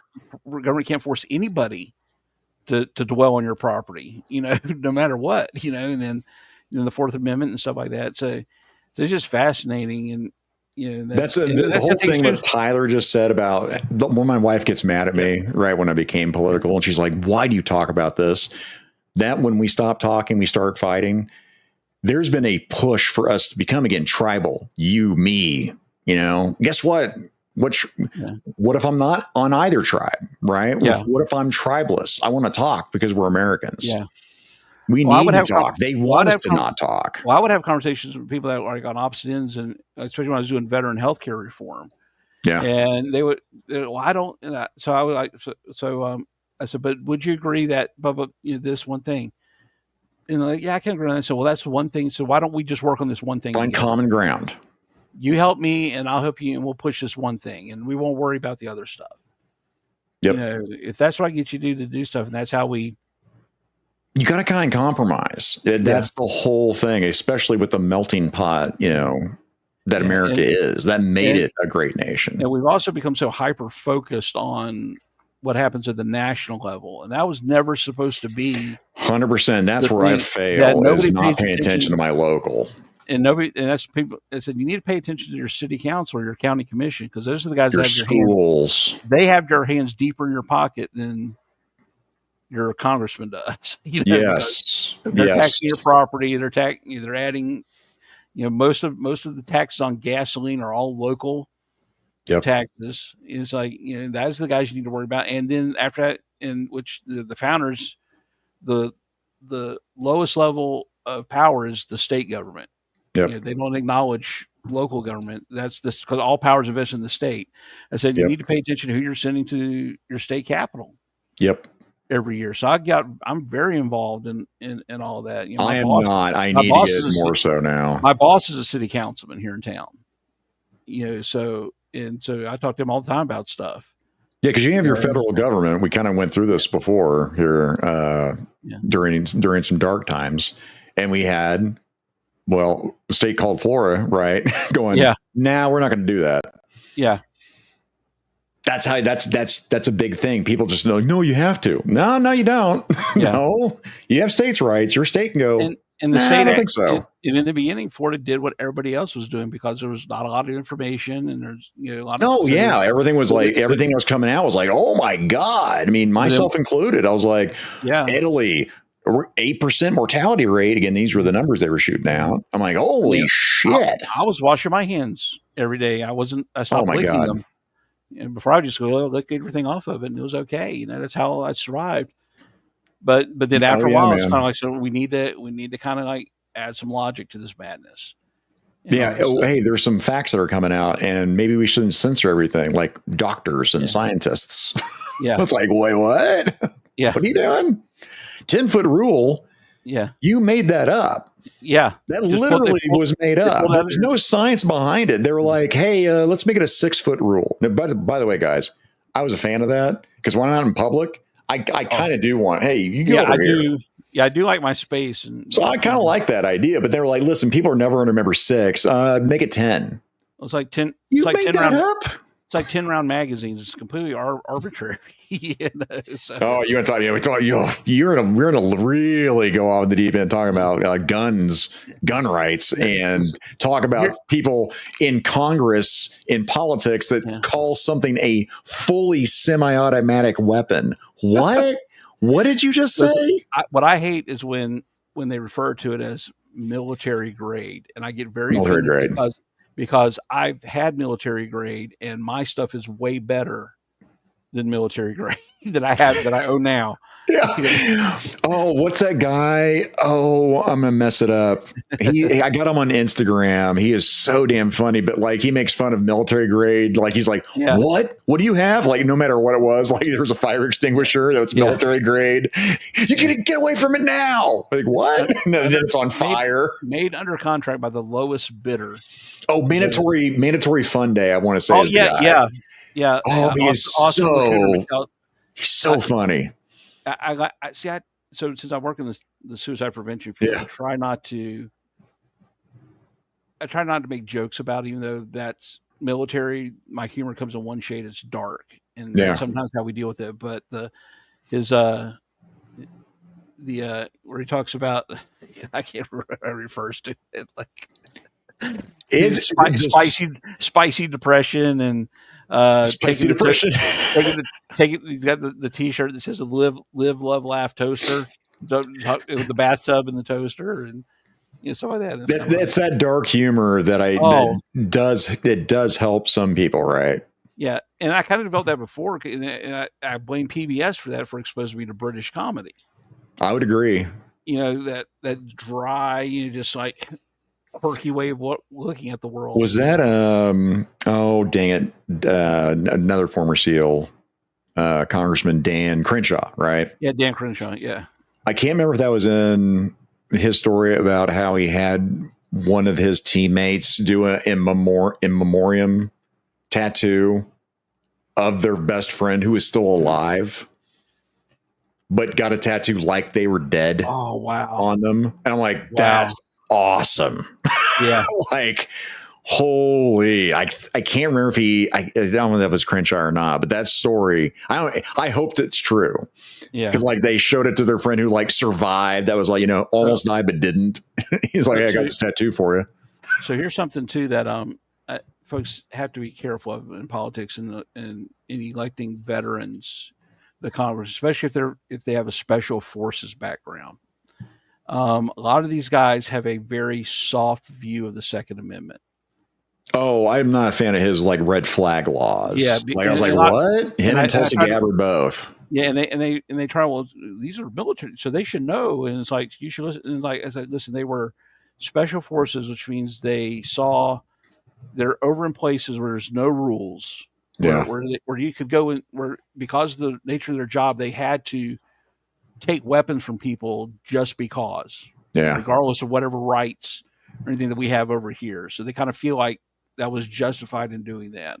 I haven't heard that kind of reasoning. That does make sense. And then plus too, when we had that horrible withdrawal from Afghanistan, that horrifically bad, the worst withdrawal military blunder in U.S. history. Yeah, where a lot of these special forces guys were talking about, because it's also the first time in history too that guys you were embedded in that were local that helped you could pick up a phone and call you halfway around the world.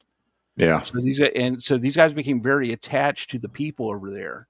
And so they were looking at the fact that we screwed over allies. And I'm going, in the middle of the night.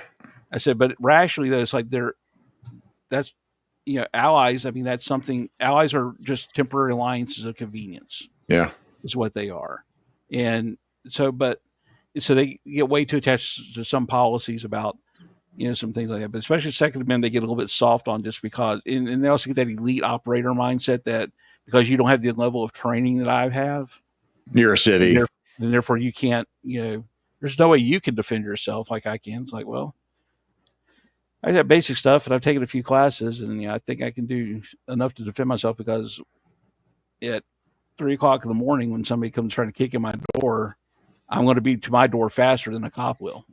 Exactly. Protect yourself. Yeah, you're right. That's a thing. Standing militia was one of those things, right? Where we didn't get invaded for a long time because assume every American is armed because they probably were at the time. Yeah, everybody knew. I mean, children. That's why I love watching like an old Andy Griffith show. And there's an elementary school, and they have a gun club. Yeah, that's how you learned. This is what teaches you to be responsible. Like we are in a totally different world now. I tell you, most gun laws were originally created because of racism. I have not heard that. Yeah, there was a lot of the push to get rid of back in the 50s of handguns, the Saturday night specials, stuff like that, was because black gangs, when they would fight, they would use those. So it was like, we didn't want them to have guns, so we're going to outlaw that type of gun. And so basically everybody switched to knife fighting. So then we're going to get rid of switchblades. So it's just around circle. Then it's like, as communities began to protect themselves, you started making laws to just take away the rights to protect yourself. So yeah, that's the whole thing. That's just crazy to me. It's like, you understand criminals aren't going to obey those laws. You do, right? Yeah. And they go, well, if you ban guns, gun violence goes down. Well, yeah, but all the other violence rises. Look up Australia and see what happened when they banned guns. Like, oh, hey, gun violence went down. And what went up? Murder went up. Pepper spray is delicious. Pepper spray. Oh, what was that? Under Siege 2? Did you remember that? The Under Siege 2. I saw the first one. He got maced. I can't remember the actor. He was in People Underneath the Stairs, too. I love this guy. Great villain. But he sat there and he got sprayed with mace, and he's like, took it out of their hand and went, I put this on my eggs. So when I was little, my dad, we had a local mall here in town, and he was president of the Merchants Association. And they used to have they would lock the mall at 9, and they had a security guard that would stay in the mall, and he'd walk around the mall all night, and then they would let him out in the morning. And they had to fire the guy. So part of his duties as the president of the Merchants Association, he would have to go at 9:00 and lock the mall up. And he would take me sometimes and our dog. We had a Doberman, and he would let him off the chain, let this dog run through a mall with the clackety clack floors and stuff like that. But Dobermans they are beautiful dogs, and when they go aggressive, you're like, I completely understand why these dogs are feared. Well, this is a purebred German Doberman, and my dad would sometimes say, because I was like 5, so he would take his leash and loop it on my belt, and I would sit on the floor of the mall, and he would tell the dog to go, and he would pull me. I would just be laughing. We got Jersey in here. I have been getting a lot of color here, Jersey. Yeah. I've been getting some more sun. But he had a little thing of mace that he kept on a key ring. Yeah. And he had a gun too. So, but one day we're all in our house and we're in the front room, and I start choking, and then my sister starts too. And what had happened, he was in his room and he had bent over to tie his shoe, and it went off. But he didn't know it because he had been maced so many times that it had no effect on him. So he comes out and Mom is crying. I'm gagging. He's like, oh no. Whoops. Here's a teachable moment. Man, but I'm sorry. I've just been hit so much in the face with this that it doesn't affect me anymore. And that's why they've gone with mace. I don't think they even use mace anymore. That's why they went to capsium. Oh yeah. But we had capsation, cap what is it? Yeah, the stream. But in boot camp, we all go through the gas chamber with CS gas, which is the riot gas. And we so after that, so we do that, and you don't really ever have to go do that again. But when I went to my squadron, as part of my duties, so you always get extra duties that aren't part of your job. And so one of them said, so we're going to put you on the squadron team. Back then it was called NBC, Nuclear, Biological, and Chemical. Now it's called CBurn, something like that, chemical radiation. So anyway, so every few months we'd have to go to the gas chamber and test the equipment out because we had inspections coming up. And then so part of our job is if we were ever hit with a chemical attack, I would be part of a group that we would go out from the area and set up the decontamination station. So that it's like a first responder kind of thing where you're okay. So we would have to go through that. So because of that, I will smell something that just remotely smells like that CS gas. And 30 years later, I'll just stop breathing because that's the first. Just reflexively. Yeah, just like because you stop breathing until you get your mask on. And I will still smell something that smells like a CS gas. And then I'll find myself like, okay, no, it's not CS. I can breathe because I just had to deal with so much of that. I'm smell blinds. I'd be terrible at that. But these guys, the guys that ran the NBC department, they would do stuff like because it's in crystal form, like a powder. Yeah, and they put it in like a little thing. They would burn it. That's how they would do the gas and then the grenades. That's how it works too. If you pull it and the fuse will go in there and light the stuff on fire. It ignites it. So, but they would do stuff like sprinkle it in the ashtrays there at the office. No, so you're sitting here putting your Cliff saying that CS will clear up a sinus infection really quick. Oh, real quick. And like one guy, he would go and be in the gas chamber all day with his utilities, and he would go and put it in the clean clothes pile at his house. So his wife would pick him up and go to iron it. Oh no. I was like, I don't think, that's why marriages don't last long sometimes in the military. So yikes. Or you're even having stuff like I still remember Dave's Insanity sauce, My friends would go hog wild with that kind of stuff. And I'm like, no, listen, man, ketchup makes me sweat. Okay. If you tell me like capsaicin, you tell me how many Scovilles something is, then I already know I don't want any part of it. Right. I want stuff that enhances flavors. So I'll eat some spicy stuff that some cayenne. Give me some heat for, I don't need to torture myself to enjoy a bowl of chili. So my buddy, that Dave's Insanity, right? You're supposed to put the toothpick in there and just put a little bit in there and call it good. My buddy's like, oh, Dave's Insanity sauce. We're like, dude, that is so dumb. Why are you doing that? Great. You've burned all your taste buds out. Yeah. You can take it. Okay. You're a man. And we're playing. Actually, I think we were using Shadowrun. We were using that system. Yeah. So we're role playing. And I just remembered my buddy Danny just go, I just start screaming. And I look up and he's doing this. I'm like, you rubbed your eye, didn't you? Oh. he's like, yeah. Oh, I did it again. And just rubbed that Dave's Insanity sauce like right. And my buddy didn't have any milk at the house, no nothing.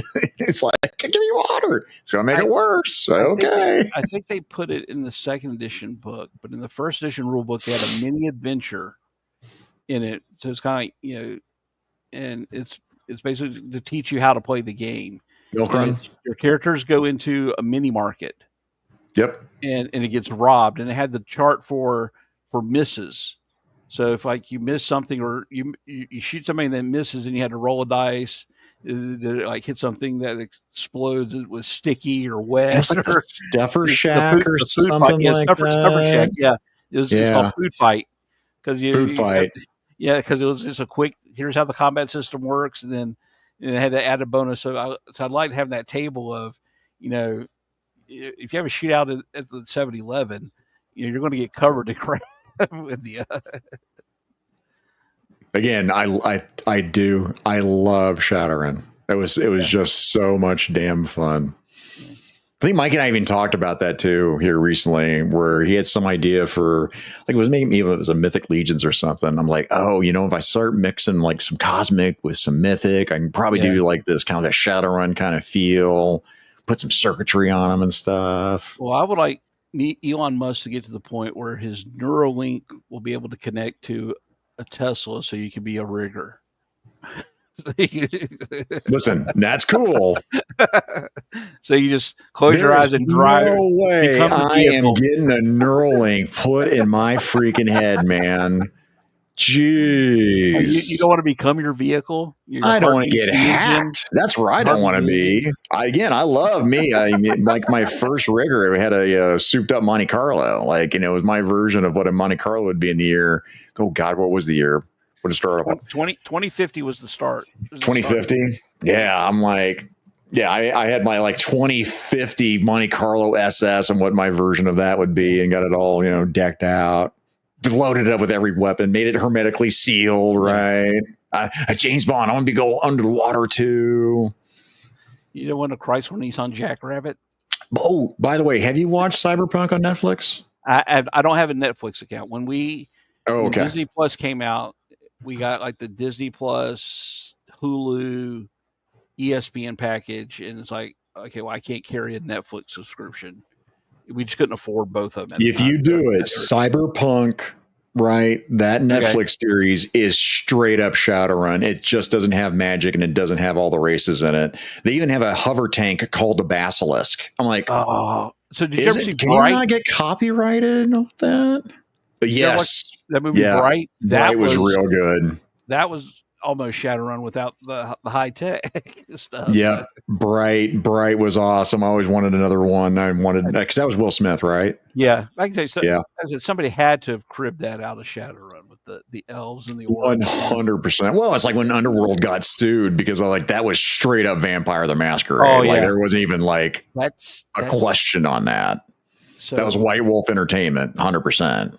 So that's how I met my wife, was playing a live action RPG, World of Darkness. I didn't do the LARP. On World of Darkness. I did that, and that's how I met my wife. Nerd.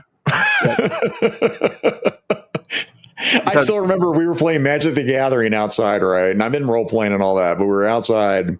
We were in this. It was a mall on Harry Street, and it was a trading thing. We weren't even playing. I don't think we were trading Magic cards back and forth. And all of a sudden, I see this window.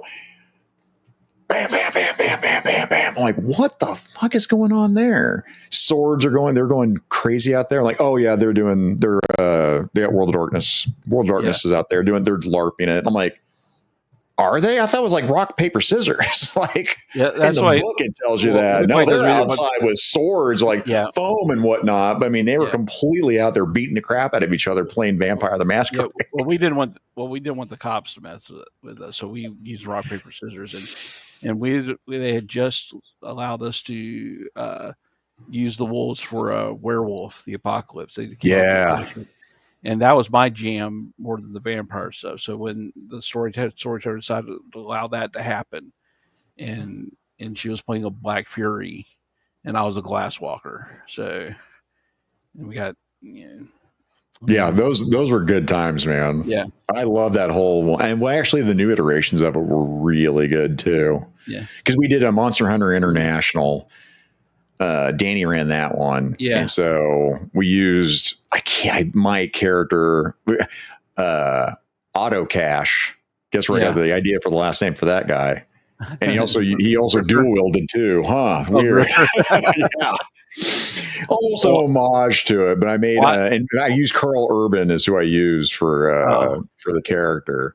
But I mean, we used all kinds. It was one of those, when they worked all the different ones, for that latest iteration of World of Darkness, like he had it was like a mummy is kind of reskinned, and somebody had like the Frankenstein, the abomination monster, but it was pretty well balanced at that point when I played. But it was a great system. It's a lot of fun. So I even like when they did like the Dark Ages for the vampire, and they did like the Wild West for the werewolves. Yeah. That was fun for that. And that's why I like those settings, and that's another thing when I tell anybody that gets into role playing. It's like you can go off of this and that. The rules are there, to help. You can throw out whatever rule that you don't like if your table agrees to it. Like, hey, man, we're not going to do that. That's not fun. I want things to be fun. Well, that was good about the live action rules, is they were very stripped down, and because it emphasized story. Yeah, story. The rules. Because you're a storyteller. You're not a dungeon master. You're called a storyteller. And you've got, you get those guys that like sit there and they want a rule monger and try to trap you. Then at the end of the day, it's like, oh yeah, I think it's better if the story that didn't happen, or well, this will cause too much grief, so I don't care if the rule book says this. It's you claim to know the rules. You're a traitor to the computer, so you have to be eliminated. So one of the best things, and I can't remember if it was Mutants and Masterminds that I came across, was their plot points, where everyone had a plot point, and at some point, you couldn't do anything. But if you're like, I really want this to have happened instead, or this is added to the scene. Yeah. I love whenever you're a player and then you could like insert one of your ideas in it, because it's a collaborative thing. You can have your dungeon master, storyteller, whatever, your GM, your game master, but it's still collaborative. Without the players, your game doesn't happen. Yeah. It doesn't matter what story I've got. If I don't have the players. Well, when we did that LARP game, we were actually allowed, some of us were, not everybody player could do it, certain the storytellers trusted, is we could set up times to meet during the week with other people and hammer out things that take place during the week before the weekly game. So we come back and say, we'd go and have like a meeting, business meeting, and hammer out, we're going to do this. My company wants to do this, and we'll trade you this, and we'll move your blood through here. You just do this. Get rid of the spirit for us. And we come back and report that. So we're able to, for those of us that did that. So that's good times, but it is storytelling. Throughout human history, storytelling, man. and I'm a sucker for it. That's why I like, that's why, this idea that, and it comes from me being a history buff too. Yeah. And like I said, I understand things because of what happened before. And I'm a big proponent of, I'm not so much concerned what happened as why it happened. Why did this happen? So when things happen and people like can't remember the past 50, well, why did somebody do it? It's like, well, because years ago this happened. Well, that was years ago. It's like, yeah, but it reverberates through. Also, those who forget history are doomed to repeat it. I mean, I just can't stress that enough. I mean, is that cliche? Yeah. Sure, but it's cliche for a reason. Yeah. Okay. And we have this crop of artists and writers that they don't know how to tell stories. The art of story is gone. So they that's why comic books a series only lasts 10 to 15 issues, and they reboot it over and over again. That's why DC has become so addicted to rebooting their universe every 2 to 3 years.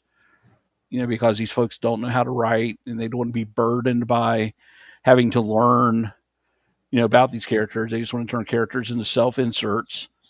Oh my God. And stuff like that. It's just there's a reason manga surpassed comic books 4 years ago, 5 years, or has it been longer than that now? Where manga outselling US comic, that's crazy in the US, but it's happened. I'm tired of folks thinking that heroes, you have to find some sort of physical attribute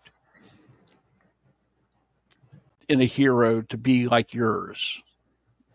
Like, listen, I have to see myself as that character for me to identify and actually enjoy that character. Listen, that's crazy. I'm overweight. I don't identify with the Blob in X-Men. Yep. I don't want fat Batman. Brother, Luke Cage. Yeah. Obviously, I am not black. Luke Cage is one of my favorite heroes. Yeah. I love Luke Cage. I love Carl Lucas. That's a great character. I could care less about Miles Morales, but my younger son, that's the only Spider-Man he knows, and he loves that character because he sees a teenage kid. Yeah. Stuff like that. And that's, so this whole idea that like I said, Batman, it doesn't matter if you're black. I have tons of friends that love Batman that are black. That's their favorite character. It's not because they're a rich white millionaire. Yeah. It's a great character. I think this is the reason why anime is so popular among African Americans too, is that it's aspirational. I said the hero's journey is huge. They're supposed to embody traits that I may not have, but would love that. I would love to have the courage of like Batman. Well, I think there's another reason that manga has surpassed it besides, I think the U.S., being creatively bankrupt as far as Hollywood, Gen X Mondays, is the fact that with manga, here comes this property. They're not rehashing Berserk. Yeah. They're not doing Berserk 2, 3, and 4, and 5, or maybe, there's 15 of the Berserks, like Batman, Spider-Man, Superman. Here's the whole family. We're going to keep repeating this. Wolverine. Oh, yeah, Laura Kinney. X-23. Okay, well, we'll have Dakin. Yeah. Okay, let's put him in there too. Manga comes out. My Hero Academia comes out. Here's a whole bunch of original characters. Done. Yeah. Here you go. Ninja Scroll. Original characters.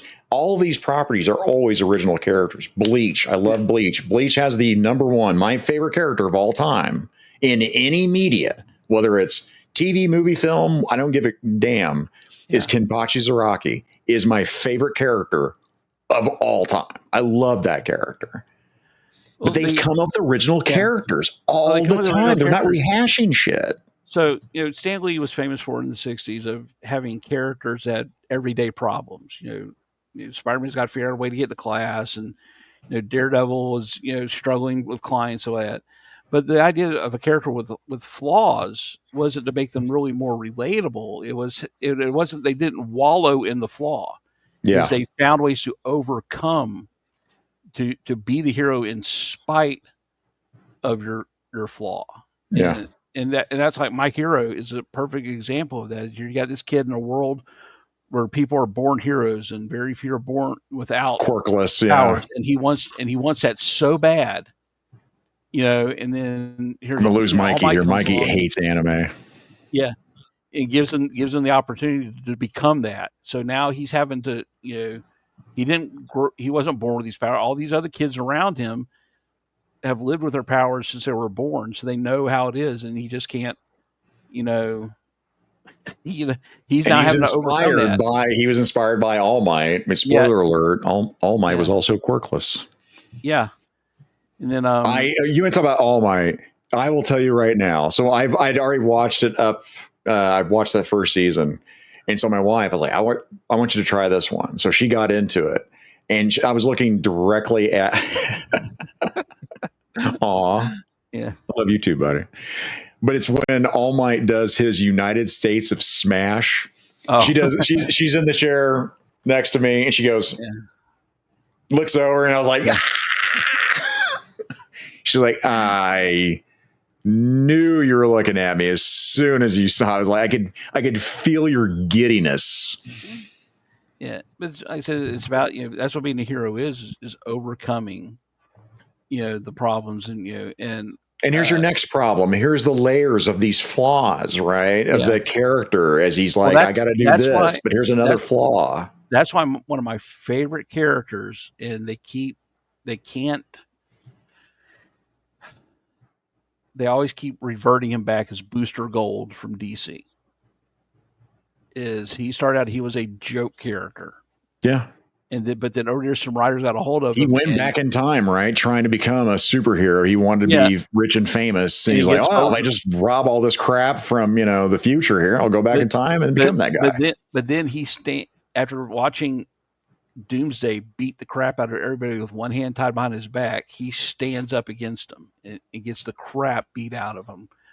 He does this knowing that's going to happen. Yeah. And then slowly over the years, he gets redeemed. And when he finally goes in the series, it's all about him. The idea was like, he's finally going to be a respected member of the Justice League, but he has to turn all that down so he can help Rip Hunter go through and fix time. So in reference, you're going to be the greatest hero nobody's ever going to know about. Yeah. And for him to give up the fame to be the hero, to actually be the hero. It's like this is a great. And then they rebooted. Like everyone, like they rebooted that, and then Punisher. They've killed again. The Punisher. Frank Castle right now. Yeah. What? Well, they took one of the most Thomas Wayne Batman from Flashpoint. is a great character that they screwed up. Yeah, you're talking now. Mikey's back in because he loves Thomas Wayne. Yeah, because especially the part where they have him, because it's Bruce Wayne's killed. Spoiler. Yeah, spoilers. Bruce Wayne. By the way, guys, Bruce Wayne killed as a kid. This. So Thomas Wayne becomes the Batman, and Martha Wayne becomes the Joker. And which is amazing. I could see that happening, because to me, like, Batman is a child's fantasy. It's really what I would if I was a millionaire and my parents no longer around, and I could become whatever I wanted. Then I'm going to become a ninja. But as an adult and a father, I can see the loss of your child, right? Driving you to that extreme. And then how many, couples, when they lose a child, divorce, split up, whatever, and right? Then the extremes. Then after that, when they folded everything in and they made Thomas Wayne that Batman, they just made him a generic villain. Yeah. It's because you guys are void of any creative. No, because anybody that's worth talent is now money. Oh, you know what? No, I'll have this guy do it. You know what? We'll have this artist do it too. Whatever. It's like Shazam, Captain Marvel is a child's ultimate fantasy to be a kid. I love in Justice League where they have to kick him out because of his age. Spoiler alert. Was that another series has been out? Wasn't that Justice League Unlimited? No, that was a. No, they did that wrong. I thought they had to kick him out because he was too young. Well, they were going to, but then like Batman revealed he knew it all along, or something like that. When they found out about it, that he lied to us, and Batman's like, "No, I knew it all along. He's here for a reason." And then in Young Justice, they made him kind of like the caretaker of this. They made him like kind of the caretakers of the Young Justice team. Yeah, because it was Red Tornado initially. Yeah, or was that after? God, it's been a long time. Well, they did now. that one where they did the storyline, The World Without Adults, where Morgan Le Fay's son, he got tired of being told. With the guy with the cat, right? Oh no, that's Clarion, the Witch Boy. Oh, that's what I'm thinking of. But it's Mordred Le Fay. Mordred. He got tired of his mom telling him what to do and all this stuff, so he used his magic to get rid of all the adults. And then, but it actually just shunted them to another dimension. And then they figured out that Captain Marvel could move back and forth. So when he was Captain Marvel, he was with the adults. Forgot about that. Yeah. And then when he turned back into Billy Batson, he was back with the Young Justice team, so they could coordinate back and forth together. So that's clever. That's good storytelling. That's just awesome. They just don't do that anymore. And it's rare. It's a rarity. And I want those.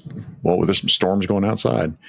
Yeah, I need those. I need it to fail. I need you guys to fail. So again, independent creators have been saying this for years. I mean, it's the time to do that. Be creative, get out there, because it's been showing in the box office. People are done. Well, part of the problem too, and this is when Laser Pants had EVS on, and this one great episode. I have EVS. He's a great creator, storyline, and it's kind of he's got the image problem where he's a creative and he's trying to run a business, and nobody's keeping the thumb on him to work every day on your stuff because you got to get this product out in the amount of time. The printing presses are running every month. You need to get this stuff out. So that's why it takes them 2 to 3 years to finish a book. It should only really take them a year, realistically, to get it out. If they just buckle down, stay off the internet. Stay off the internet. Start doing trash casts. Yeah, something like that. And there's a few other that have done some great creative books, but it just takes forever for it to come out because they're, it's that artist sense of perfection, and it's kind of like you don't.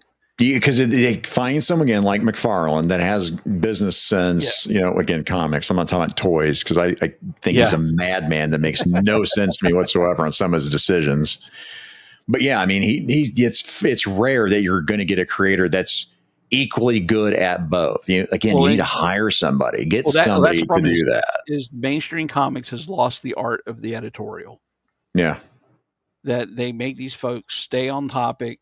coordinate, like Operation Galactic Storm. Like I said the other night on Figure It Out. Yeah. Thursdays at 10. 9 p.m. Central Standard Time. That was that took place across all the Avengers books at that time, which is Avengers of the West Coast, Iron Man, Captain America, with the 400th issue of Captain America coming up in the middle of all that. Quasar, Wonder Man. I think that was it. So 6 books with their ongoing 6 titles going together. They had to coordinate each part because each part was in a different book that month. Yep. That the storyline had to mesh. They had to also kind of do some of their own stories in there. And none of that gets done without an editor saying, hey, hold on a second.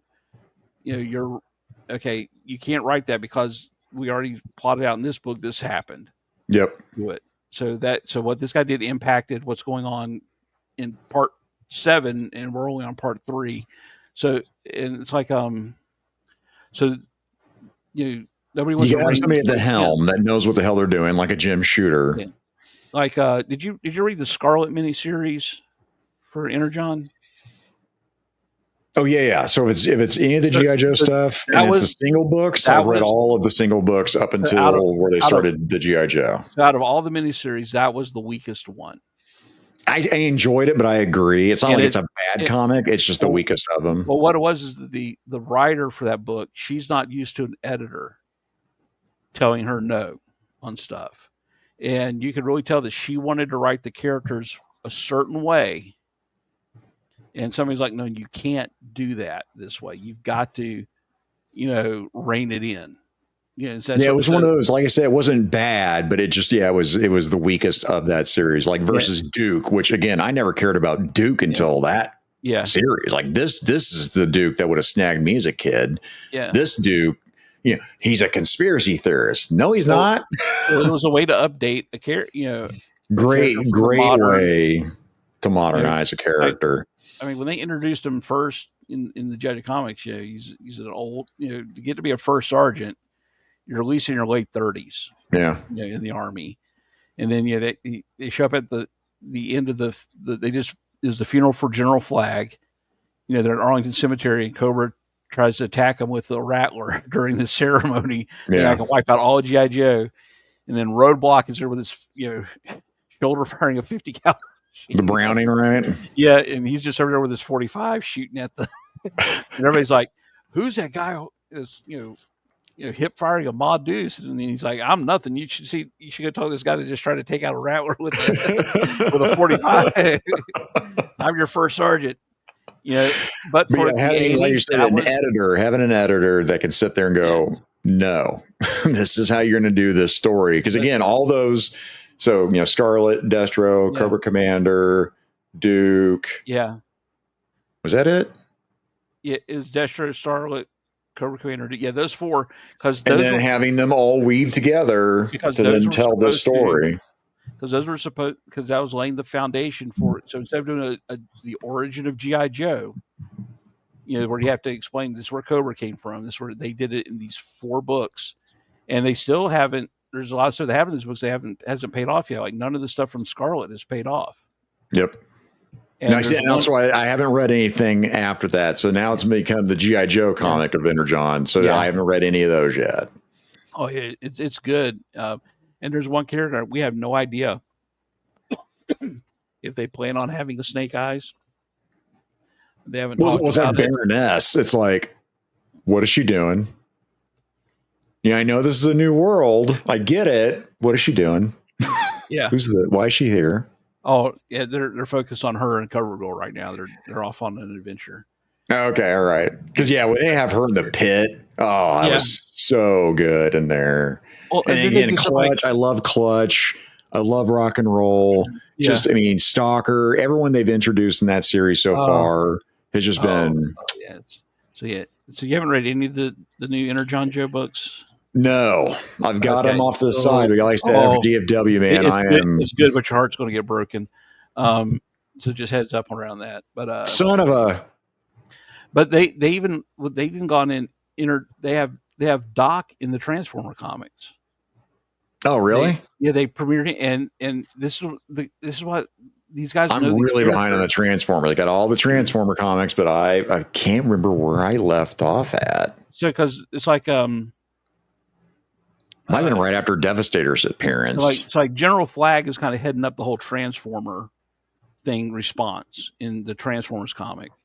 So he's in there, and so they've captured one of the Autobots, and Doc is part of. He's kind of like been shoved over there to kind of watch over this whole process because he got in trouble for something. There's something he did wrong, and he's kind of on the outs with the army, so they're punishing him. And he gets into a conversation with this one guy, and it's something to do with the Bible because his secondary military specialty, Doc's secondary military specialty, is chaplain assistant. Yeah. And he's like, well, I haven't done that in years and all this stuff. And it's like, when I'm reading that, it's like, I've even forgotten that was his secondary military specialty. But this guy went and looked at the old file card, picked that one little detail out, and he's working it in the book. It's kind of like, that's all I ask. That's all I ask of you guys is to do stuff like that, just don't, And so he's been in that, him and General Flag, and then I'll read it. Yeah. And then in the G.I. Joe comics, there's a whole other. They reveal there's been a whole other operation going on with G.I. Joe. That just the G.I. Joe team you're following is just been one part of a bigger scope of stuff with Duke's team. So it's that's what's got me invested. I stopped reading comics for years, and that's what's got me back into reading comics. And then getting somebody tell me, hey, you really need to check out, like Jersey talking about what Messiah Complex. I forget. But yeah, I'm trying to get back at some of the Uncanny X-Force. I'm trying to go back and get compilations now, these trade paperbacks of these stories. Trade paperbacks, I love them. EVS, I haven't read him and Jeff Johns, and I haven't read any of that. Blackest Night. I haven't read any of that stuff. Yeah. Oh, that was a great ride. I read that back when it was there.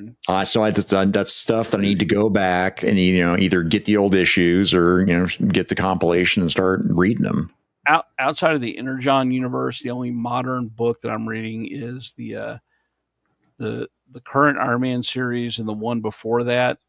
I've been reading that. That's been pretty good. And then when they relaunched the Avengers West Coast book, because I kind of liked how they did that because it was it's Iron Man, War Machine, who's my favorite character. I love War Machine. Every Marvel Legends figure, MCU and comic that they've done, I have all the War Machine figures. I think I finally put Rhodey out of reach. Yeah, he's out of reach right now. And then Firestar. I'm a liar. No, I'm a liar. Here we go. Yeah. Firestar was a New Warriors character. She's on the team. They got a villain, Killer Watt, and then because he's on a work release program, this time he starts trying to reform him. And then an Ultron. They have an Ultron on the team. And it's because it works because the story is great, is that the last time they fought Ultron, spoilers, anybody who cares. Yeah. The last time they fought Ultron left Earth and he flies up into space and is contemplating, why do I always fail? Yeah. And so he said, well, here's what I got to do is I got to figure out. So he, divides himself into multiple Ultrons. And they all come up with a plan. And every time they reject a plan, they absorb that Ultron. So he gets down to 3 Ultrons. And one says, okay, I'm going to stay up here and contemplate everything. And the other goes, well, the problem is that we've been trying to fight humans because we see them as inferior. So he goes back to Earth and he starts a church where he can turn you into a cyborg and you can commune with Ultron. So it's like the homeless people and terminally ill people are joining this church and becoming cyborgs. And then the third one goes, well, why, instead of fighting heroes, why don't we just be a hero for a while? And then so he joins the Avengers and he opens up his entire operating system to Tony so Tony can keep an eye on him as they go through. And then the third one throws himself in the sun and decides, you know what? I survived the sun. I'm better than everybody. This is all stupid. Humanity sucks. So he's coming back to fight the other. So, but it's like, that's the kind of stories I like, is the stuff that like just goes beyond the expected, but keeps everything within the bounds. Because I can literally understand Ultron saying, okay, this is how we keep losing. Let's go with this plan. And I have the ability to become multiple copies of myself, so let's try all this stuff to see what works. And then, it's good storytelling. That's the only modern run. That's the only modern run. And even then they still do some stupid things. Like there's one issue, they had a couple issues with Ironheart in it, who's one of the worst Marvel characters ever. And in the comics, Tony Stark is so baby brained over her that she's like, this massive genius is better than me, type of deal. Yeah. And so he sends her out as they worked him in. He had a thing, a crossover with the X-Men, and where him and Emma Frost had to pretend to be married so they could get around stuff. And they had this mutant metal, and Tony wanted to get a hold of it to make an Iron Man suit out of this mutant metal so he could defeat the bad guys. But in order to do it, he had to go make a deal with, I guess the X-Men had a colony on Mars or something like that. Yeah. So he sends Riri to go fetch it, and she runs into Forge, who is the, Forge, who is the ultimate tech master, stuff like that. And, he said, I don't know. Did they keep his Vietnam background? I think they kind of washed all of that. I was wondering, because again, we're kind of aging that out, right? He was in the they call it like the war in Asia or something like that. But then this guy's like, he's smart in his own right. He's not just, it's just not, I don't know how my mutant power really works. I get things, I can just put it together. That's how my power works. But the guy had a business that he used to run, and he's a shaman. He knows all this. He's a smart guy. But then he's like, oh my God, it's Squee, it's Riri. Oh, I can't believe I'm meeting you, and all this stuff. It's like, oh, come on. It's like, why is everybody getting brain? Bad writing, man. Now, see, they had the whole Mary Sue thing, right? Yeah. The other thing I'd say on Netflix to watch that I'm really enjoying is Blue Eye Samurai. Okay. I think we have 2 episodes left. I can't remember if it's 8 episodes or 10 episodes. It's great storytelling. Now, there's not much Mary Sue. It's all the hero's journey. Yeah. There's some physical feats towards the end here where I'm like, that she's not doing that. That ain't happening. Yeah. But I can suspend, my whole disbelief because it's really good, right? It was actually Hawkeye. That kind of reminds me of that. So when they had, what was her name? What was the young female Hawkeye in the MCU series? Kate Bishop. I thought that was a fun, they did Kingpin dirty, but I thoroughly enjoyed it. Now, she's going to kick like a 230-pound man across the room. No, but whatever. It was a comic book show, so I could, get around that. Well, that was Samurai is why I say watch it. Yeah. Oh, was it? Yeah, because the comic book, she was like, Hawkeye was a joke in the comic, and she was better than him at everything. Type of deal. Don't do that. Whereas in the MCU show, she worshipped Hawkeye. That was her favorite hero because she saw them at the Battle of New York. That there's this guy with a bow fighting aliens, against all odds. And so she messes up a lot. Him having PTSD. I mean, him having the hearing loss. Yeah. They took Clint to a whole nother level. Yeah. I loved that show just for that. And also the LARPing episode was pretty damn funny too. Yeah. So they did but her making the mistakes and messing up and missing targets. And listen, I like Florence Pugh as Yelena. I hate her. I hate that actress. It's that kid sister energy. I liked her in Black Widow. I liked Red Guardian. I hated Black Widow. I hated the whole movie. The wife and I made it like 20 minutes in, and I looked over. We checked how much time we'd spent. We're like, oh my God, we're only 20 minutes in. By the way, if you make that bad of a movie where I can't watch ScarJo, congratulations. Lucy's a terrible movie. It's also very beautiful, and I've watched that movie several times. But you made a movie that bad I couldn't watch it? Boring.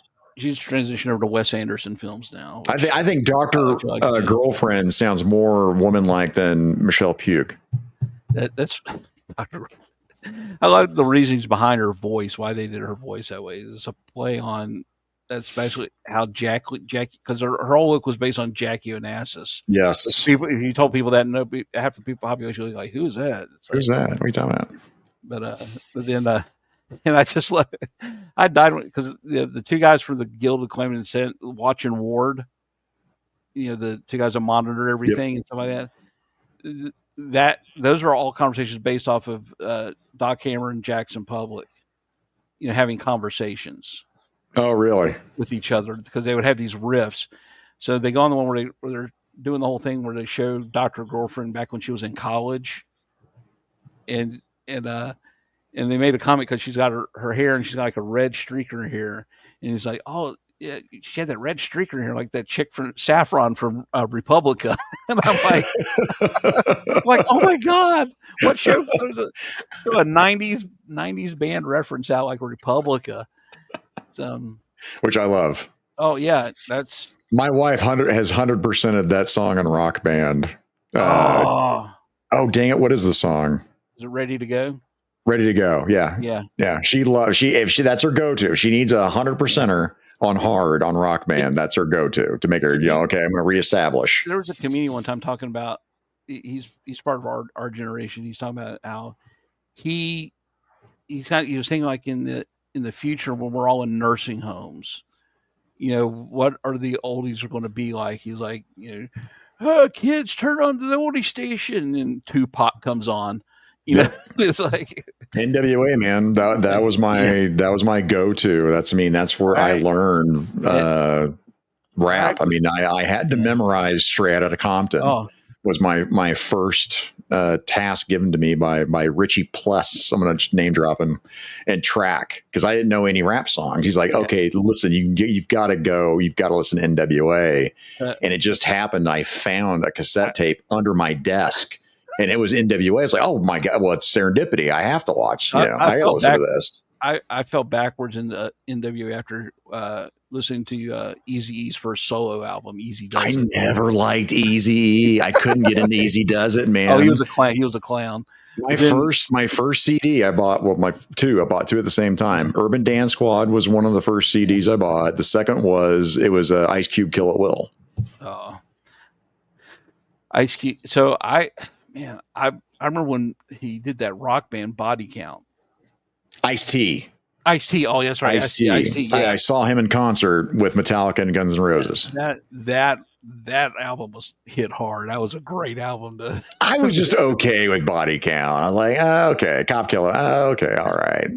They put one out not too long ago. Well, a few years ago. That was pretty damn good too.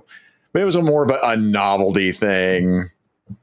And him when he crossed over was in New Jack City. That was New Jack City was really good. That I quote that all the time. It's like, am I my brother's keeper? Yes, I am. Yeah. $5 ass down before I make change. That was my favorite line. Which one was Dennis Leary in? Was that Judgment Night? Or was that New Jack City? No, he wasn't New Jack. It was Judgment Night. I mixed those. It was that one where it's that was one where he played the bad guy and they're chasing guys in the RV. Yeah. And my favorite line from that movie too is where there's a kid that saw where they went, and then so he like gives them a bunch of money, and some of the money they recovered. And the kid was like, "This money's got blood on it." And he's like, "You ever seen any money that doesn't?" I was like, "Whoa!" I have not watched either movie. I guess I'm in theaters. I can't tell you I watched those movies after the theater. Wu-Tang. You can talk about some huge martial art, fans right there, man. Cash rules everything around me. Cream, hit the money, dollar bill, y'all. And Wu-Tang was another one. I appreciated Wu-Tang. I just never got into them. Well, I liked them because their entire philosophy was fascinating. The whole that we're a super group, but we mainly work on everybody else's productions. Yeah, everything about them's cool. It's just I just never got into their music for whatever reason. I don't know why. Then the Chappelle sketch, the Wu-Tang Financial. I don't remember that one. That's where they set up a financial consulting business, and it's done like a very serious, like Lehman Brothers style commercial of white couple going into Wu-Tang Financial to invest their money, and it's like you're gonna diversify your. Chappelle again, another guy who was just legendary, and then you're like, I can't do the Chappelle show because there's too many restrictions. I'm like, what did they tell you couldn't do? Just walk away. I'm like, I can't imagine the restrictions they said they were going to put on you. Well, he did like the stuff that you did do. Well, he did one thing where, again, one of his comedy specials where he talks about how he said there was some point where he didn't get a lot of pushback from standards and practices until one day he did a sketch that he used a homosexual slurring. I know exactly. I have quoted this one before. Yeah, why can exactly. I say, just out of curiosity, why can't I say that? But I could say this with impunity. Well, because you are. Gay. But I'm not. Guys, we can't say this. You're getting canceled here. Just look it up on YouTube. Yes, it is one of the funniest things, man. Just that stand-up of that right there. I've quoted it because it's so absurd that we have given this kind of power to a word. Yeah. It's nuts that Richard Pryor has mocked in one of his albums that we can't say what the title is. There's a lot of good conversations about that word. Well, as I said, you would never have a Blazing Saddles today. Mel Brooks would have been run out of Hollywood. And man, I've said the same thing. I just can never see that happening. Like I do, man. Spaceballs 2. I don't make this film. Don't do it. I'm a little bit worried. History of the World Part 2. Don't. It was made. You shouldn't have made it. That shows up on Hulu because right now I'm watching the show called Letterkenny. Oh, Mikey. I think Mikey loves him some Letterkenny. I've never watched Letterkenny. It's just I like it's I just like the patter of the word, the dialogue is very, and they're Canadian, which makes it just even more funny. And then Catch 22, they did a series on the book Catch 22. Yeah, which is really good. So I see that pop up every once in a while. I've had a lot of people telling me I should need to watch that. Which one? The Letterkenny. Yeah, it's like I said, it's not ha funny, but it's if you like witty dialogue and back and forth, it's pretty good. It's worth watching. Like Trailer Park Boys. There's so many ones that I've not watched. So did you ever see it came out in the late 90s. It was a movie called The Avengers. It was based on the 60s TV show. Oh, sure. Yeah. With Ralph Fiennes and Uma Thurman. Uma Thurman, yeah.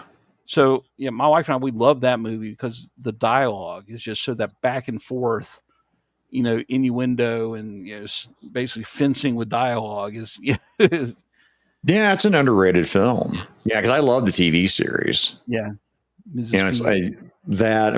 Kingsman. I'm thinking about the Kingsman for whatever reason. Yeah, Kingsman, and I love the first Kingsman. It's so absurd, but it's great.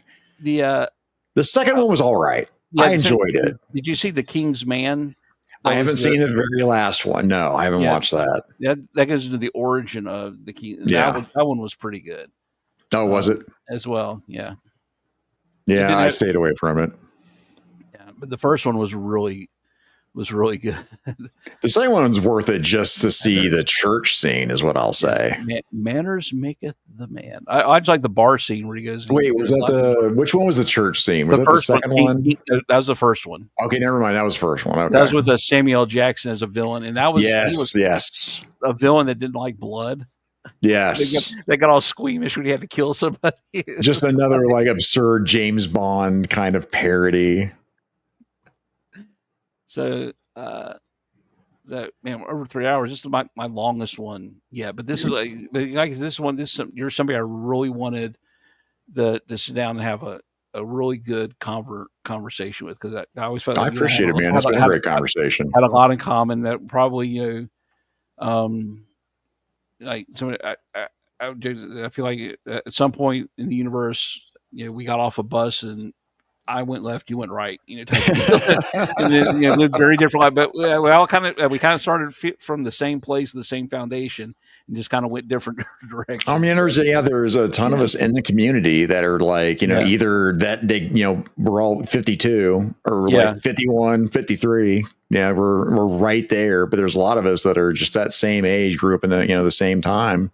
Yeah, Scott Hughes, Jeff Wheat, Chad. I mean, there's a bunch of us that, again, thanks to the internet. But beyond that, it's the whole little toy community that's been the launching point. Again, we didn't talk a whole lot about toys. Yeah. And that's like what Mikey and I do, because we are on all these toy shows. Well, we don't want to talk about that being the main thing. We want to talk about all the other stuff where they're incidental. Well, I told you that was the point of my show. Is like, it's not so much toy, because that's what kind of brought us together. Like, this was about me having a conversation with folks I've met through this. I really wanted to have, which that's why I've had folks like Dan, Roll Keeper, and John Yep. Kukovich on that. They're not folks that another guy, the guys that are our age, right there. Yeah, Robert, Robert Hatch. I want to have him on. Just folks I just really want. I like when we kind of all click in the chat, but I just want to have. I really wanted to try to go to DFW this year. I told my wife, like, even if I have to, I know because the biggest expense was the plane ride. I said if I had to go by myself, I wanted to go. I like to take her with me because we're at a better stage in our life. Might go next year. She might. Well, we're at the stage in our life. All our kids have 4 boys. We only have one that's still a teenager. 2 of them, 2 of them are. All 3 of them are older, and they've got jobs and lives, and some of them still live, some of them don't. But there's a point where we can go away for 3 to 4 days, just me and her. Yeah, and leave them at home and nothing, not worry about stuff like that. But it just didn't work out with finances and some things that popped up. So I told my wife, I said next year, I really do want to plan to go to at least one convention. And then I heard that Bobby may not do DFW next year. Well, he said no because they moved it. They moved it, so like that. So it's in May now, I think. I know Greg announced it already, Mr. Greg Brown. I want to say it was like May 30th, maybe. But like I said, I would really love to go to Ninja's show. Yep, that's the next one that I'll be hitting that up, and then Legion's Con is the next one. So probably have to figure out next year, like which is the one that the most people. It's one of you got to hit right because because we're all over the place. So it's a whole bunch of East Coast. That's like okay, I want to go to a show that's East Coast. Which one do I hit? So I want to say last year it was Terrificon, which I mean for me for the toy centric part of it, I'm good. I don't want to go to Terrificon again. ZoloCon, there was a lot of East Coasters out that way. Yeah. Legion's Con sounds like that, but it's DFW and Joe Fest seem like that's a really good one to hit for all the the Midwest side. You being in Florida, it's like it's Ryan. You guys have both of the same problem, right? You're both the extremes. Yeah. Well, it sucks too because Florida. I mean, about the biggest ones we have MegaCon in Orlando. Yeah, and that was one for years. It sucked, and then it's finally starting to get good again. I hear. But nobody's really going to that. That's in this scene that we're running around in. Our little community. Yeah. Community, I said it. Yeah. And then San Diego Comic-Con, I'm never going to go because it requires me to go back to California. But that's not something you're not wrong. I don't want to spend the money to fly out the Comic-Con. But again, that's too many people. I was telling Chad that too, man. I was like, that's too many. There's only a few people that are going to that. But like DFW was like one scene, there's a lot of folks that I would like to hang out with that went to that. So probably got to be at the beginning of the year to kind of watch to see which one is going, what shows are actually going to be going on next year, and which try to plot that out. Yeah, try to plot that because I really want to go to one that Valverse is going to be at, and because I'm a big fan, of that line, and it's great figures. But again, I like the company. I'm a fan of the company, which is kind of hard to beat. I know we don't like to do that with Hasbro, but it's just because I understand the ethics behind of the person running the ethics behind it, the customer service that I've personally received on the few issues that I've had, and he's open to criticisms. Right, I've had a few issues, minor ones, and they've gone out of the way to fix them. And I sent them a question the other day about something that I'm sure they never even thought of before, and to see if I could get something, or if they had it available. And the answer was at right now it's no, but keep your eye on it in the future that we may do something with this in the future. Gotcha. Ken saying the World Cup soccer tournament is why in June is why it was moved. Okay. Did we also Ken, you're 51, you baby. Didn't we fight 2 world wars so we didn't have to put up with? Hey, at least he said soccer, not football. It's soccer. It's like soccer was invented by European women to keep their men busy while they got work done around the house.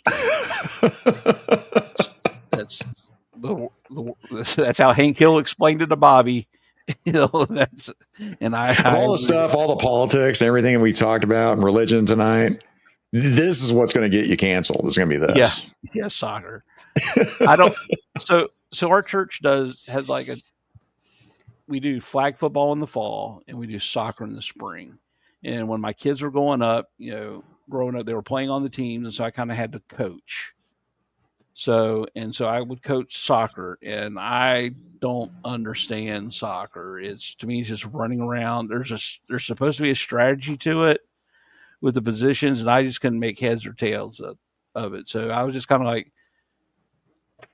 soccer Run. harder, do more soccering. You have to run. I played soccer up until high school. Not any leagues or anything. We always played soccer. I mean, it's so much running. I remember I played a pickup game of soccer after I had graduated high school, and I hadn't played soccer probably 2 or 3 years. And when it was indoor soccer, and my God, man. And my buddy, went to college, on a scholarship. And this pickup game they played, he's like, "Hey, these guys want to, play again with us," and I'm like, "They can go F off. I'm dying." Like, it was so much. And now again, that was half court.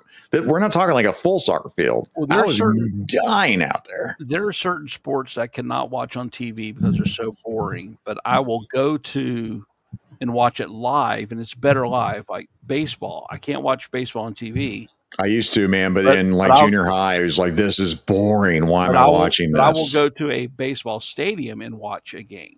Any professional sport is worth going to and watching. Basketball is the same thing. I don't like watching on TV. Except golf. But I'll go to the tennis. Good Lord, but I'll go watch a tennis match. But soccer, either live, I just won't. So anyway, I would just kind of phone it in during soccer season, but then flag football season would come along, and then that's where, because that's strategy, and especially since you don't tackle, so it's like it's all about how you execute the plays, and and making the opponent think you're going to do something and then doing something different. So so I love it. So soccer is just not a man. I'm over it. Professional sports has been ruined for me forever, so I'm over all sports now. So Ken, check out. He's not wrong. Check out arena football.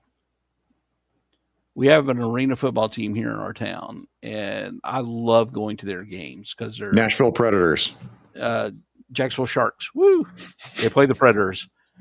That's the. I just know that hat. I was like, Predators. What's this? Yeah, let me buy this hat. So, but that's exciting because it's a quick game. It's on. They got that short field, so the ball doesn't go out of bounds. Well, that's where Kurt came from. Warner, who was the famous quarterback? Played for the Rams and went to the Chiefs. I think, Warner. I think was it Kurt Warner? Yeah. I forget. Yeah, amazing. Those little short 10-yard throws from that guy were deadly because that's all he did in arena football. Yeah, and you got this precision throwing. Yep. So it's worth the price of admission because it's quick and fast. And don't get me talking about sports. I don't want to talk about sports. Yeah, you cut it out. Then hockey, because I'll go watch a hockey game here in town, but I won't watch it on TV. The hockey is one I never got into, but now again, that's one where I've gone to a couple games, and I mean, it's amazing. It's a fun time in a stadium watching hockey. I'll take it back. My first hockey game I saw, it was a company that let us use their box seats. So we got in the box seats at the arena. So, and then the second time I watched it, had regular seats in the arena. I was like, I much prefer to watch this from the box seat. From box seat. Yeah, but up there in luxury with snacks and all this stuff. That's the number one thing, by the way, of things I never thought I would sign anything as an autograph in my life, except for like legal documents. But at DFW, having Jacob Rail asked me to sign a hockey puck. Oh, really? I never thought I'd have anybody ask me to sign anything, much less a hockey puck. Yeah, it's kind of weird. When I started doing a lot of public speaking, especially with what I do, and then when I was doing the political stuff, and then occasionally I have to go to county commissions and city councils and speechify at those. That I was just used to, being somebody that would always want to go talk to the speaker and shake their hand. Yeah. And so it kind of got weird when people wanted to do that to me. Then you're in that position. You're like, what are you doing? Yeah. So I didn't like that because I'm kind of a weird introvert. People don't think because of the amount of public speaking I do. And I said I'm good with crowds of people. Brock Lesnar, crowds of strangers. Brock Lesnar can perform. He doesn't like being in the crowd. If you told me to go walk over there and talk to this person I don't know, yeah, it's like I can't go do that. Because I like to. Part of I like being able to direct the crowd's emotions instead of. You've got that control. Yeah. So. Oh, yeah. People think I'm good with crowds. I mean, there's times where I'm like, if I'm mentally prepared, I'm good. Like if I know if I'm going to go to DFW, I know I'm going to go to some expo, I'm good. I'm mentally prepared. But I mean, I've done it famously in the past. The wife and I've like gone to a restaurant, and I'm like, nope. Like just way too many people. Or the grocery store. I'll like try to go to the grocery store. Way too many people. Like, nope. I'll get groceries later. See ya.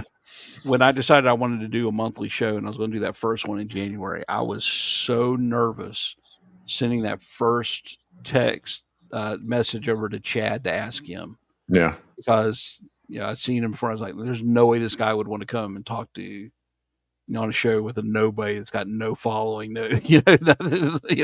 There's a big old thunder crack, by the way. I just went into space and time there. Sorry. Yeah. No, that's fine. That there's no way he would want to come on my show and talk to little me because that's all me internally. It's not it's not him. It's oh no, we've had that conversation. I had it with him today. We talked about that, about how I didn't want to ask anybody. I was like, who's going to do my little show? Why would I ask Ninja like you did, or Chad? And talking to Ryan, he's like, why wouldn't you ask? Yeah. I remember asking Ninja, I was like, hey, so Mikey told me that I'm like an idiot for not asking. And he's nodding the entire time I'm saying this. So for not asking you to do my show. And you're nodding. He's like, yep, you're an idiot. I said, okay, cool. Thanks. I think it's kind of important. I'm going to talk about this one after October when I do my last show. And I'll probably do an update of what season 2 is going to look like in there. And I got like a list of folks, and I'm probably going to ask Chad to come back as my first guest. Yeah. In January, because he was my first guest. And so far, he's the highest viewed, both live and on repeat. I mean, I broke 100 viewers tonight. That was historical. I was like, holy cow. I tripped into the 90s, and then he broke me over 100. And I'm, holy cow. He's good for views. Then I'm going to ask Jersey Maniac for February, because he already said I just got to ask him to just come on the show and stuff like that. Then, Jersey's so much fun. Is he listening? I'll disavow. No, he probably not. But I love his little Instagram rants. Those are where he's. But now he watches YouTube's now. He's trained. He's moving. He's going to need YouTube on now. Well, cool. So I have him on, and then I'm going to ask Mikey to come on because I want to talk to him too. I had his dad on. Well, I'm a fan. I plan on asking Mikey, to come on sometime next year or so. But so again, thanks. And we'll talk just a little bit more afterwards if you got a minute when I end the show. Sure. We'll talk. We'll talk as long until apparently God wants me to stop the show. Apparently. Well, I was kind of afraid because we had a bad storm come through, because it's been like over 100 degrees. We've had rain every day, so I knew a storm's coming. So coming back, picking my wife up from work, it was like hurricane coming over with like. You really got to worry about where you're at. So I figured. So we're like I said we might lose power in our neighborhood, but by the time we come to it's past. I was like, so I can stream tonight. So with that, so again, so Mondays at 7. Mondays at 7. Mondays 7 p.m. Eastern. My little rumbling and ranting show. I don't know who I've got coming on this next Monday. I'll figure it out like I do every Thursday with Mikey. Because in fact, this Thursday on Mikey's channel, we keep rotating it back and forth. To me, Mikey's channel this week, like, share, and submit. Okay. And it's gonna be us. We're gonna hack it up. And then the week after that, back on my channel, we're hoping to get Jerk and Gaines to do our top 5 movie nude scenes, which will be fun. There'll be some clickbait on that one. Mikey's thumbnail's amazing for it too. Kim Cattrall in Split Second. Hey, listen, I don't want. I've already spoiled a whole bunch on Jerk when he was doing his new Dio opening. Man, with Gaines and I started riffing on it, which is another great Rutger Hauer movie, Split Second. So, but I think that's all I've got. Yeah. Coming up. I know I'm probably forgetting something somewhere at some point, but that's my usuals, and then I'm usually Mega Powers on Monday. Well, please express the Dirk and Gaines thing. My gratitude letting you skip tonight and beyond. Mike, I think I hit 12. I think I hit 12. Well, since I hit 41 views so far. Heck yeah. We still have 8 people hanging on. The average viewer hung out for about 40 minutes. So keep doing it. Consistency, man. If it's once a month, keep doing it. Yeah, and that's my plan and stuff like that. But like I said, this is actually the longest one because the Chad one was a little over 2 hours, and this is 3.5. It's coming up on. So, but like I said, this is one I was really looking forward to, and I do appreciate that. So, so with that, I want to call it. So I want to say goodbye to everybody in the chat. Thank you for being here. Those of you that, and I knew I get a good uplift on the replay. So you guys, watch this on replay, please watch the whole thing, subscribe to all the Replay Squad. Comment. What was your best part of this? Leave it in the comments. Was it the politics or religion or sports? Go. Yeah, because we touched the third rails of things we'll talk about. And I get the feeling we could have probably gone on a long time about any of them. We can riff all night, man. But again, I don't have any outro music or anything funny to do. So with that, I'm going to say goodbye to everybody, and I'm just going to hit this little button that says "in stream," and it should be. Oh, did a pop out? Hit stream right here. It says "hit stream," and then they go, "Did you really want to end the stream?" I do it all the time. That's why I hit the button that said "end stream" because I want it to end.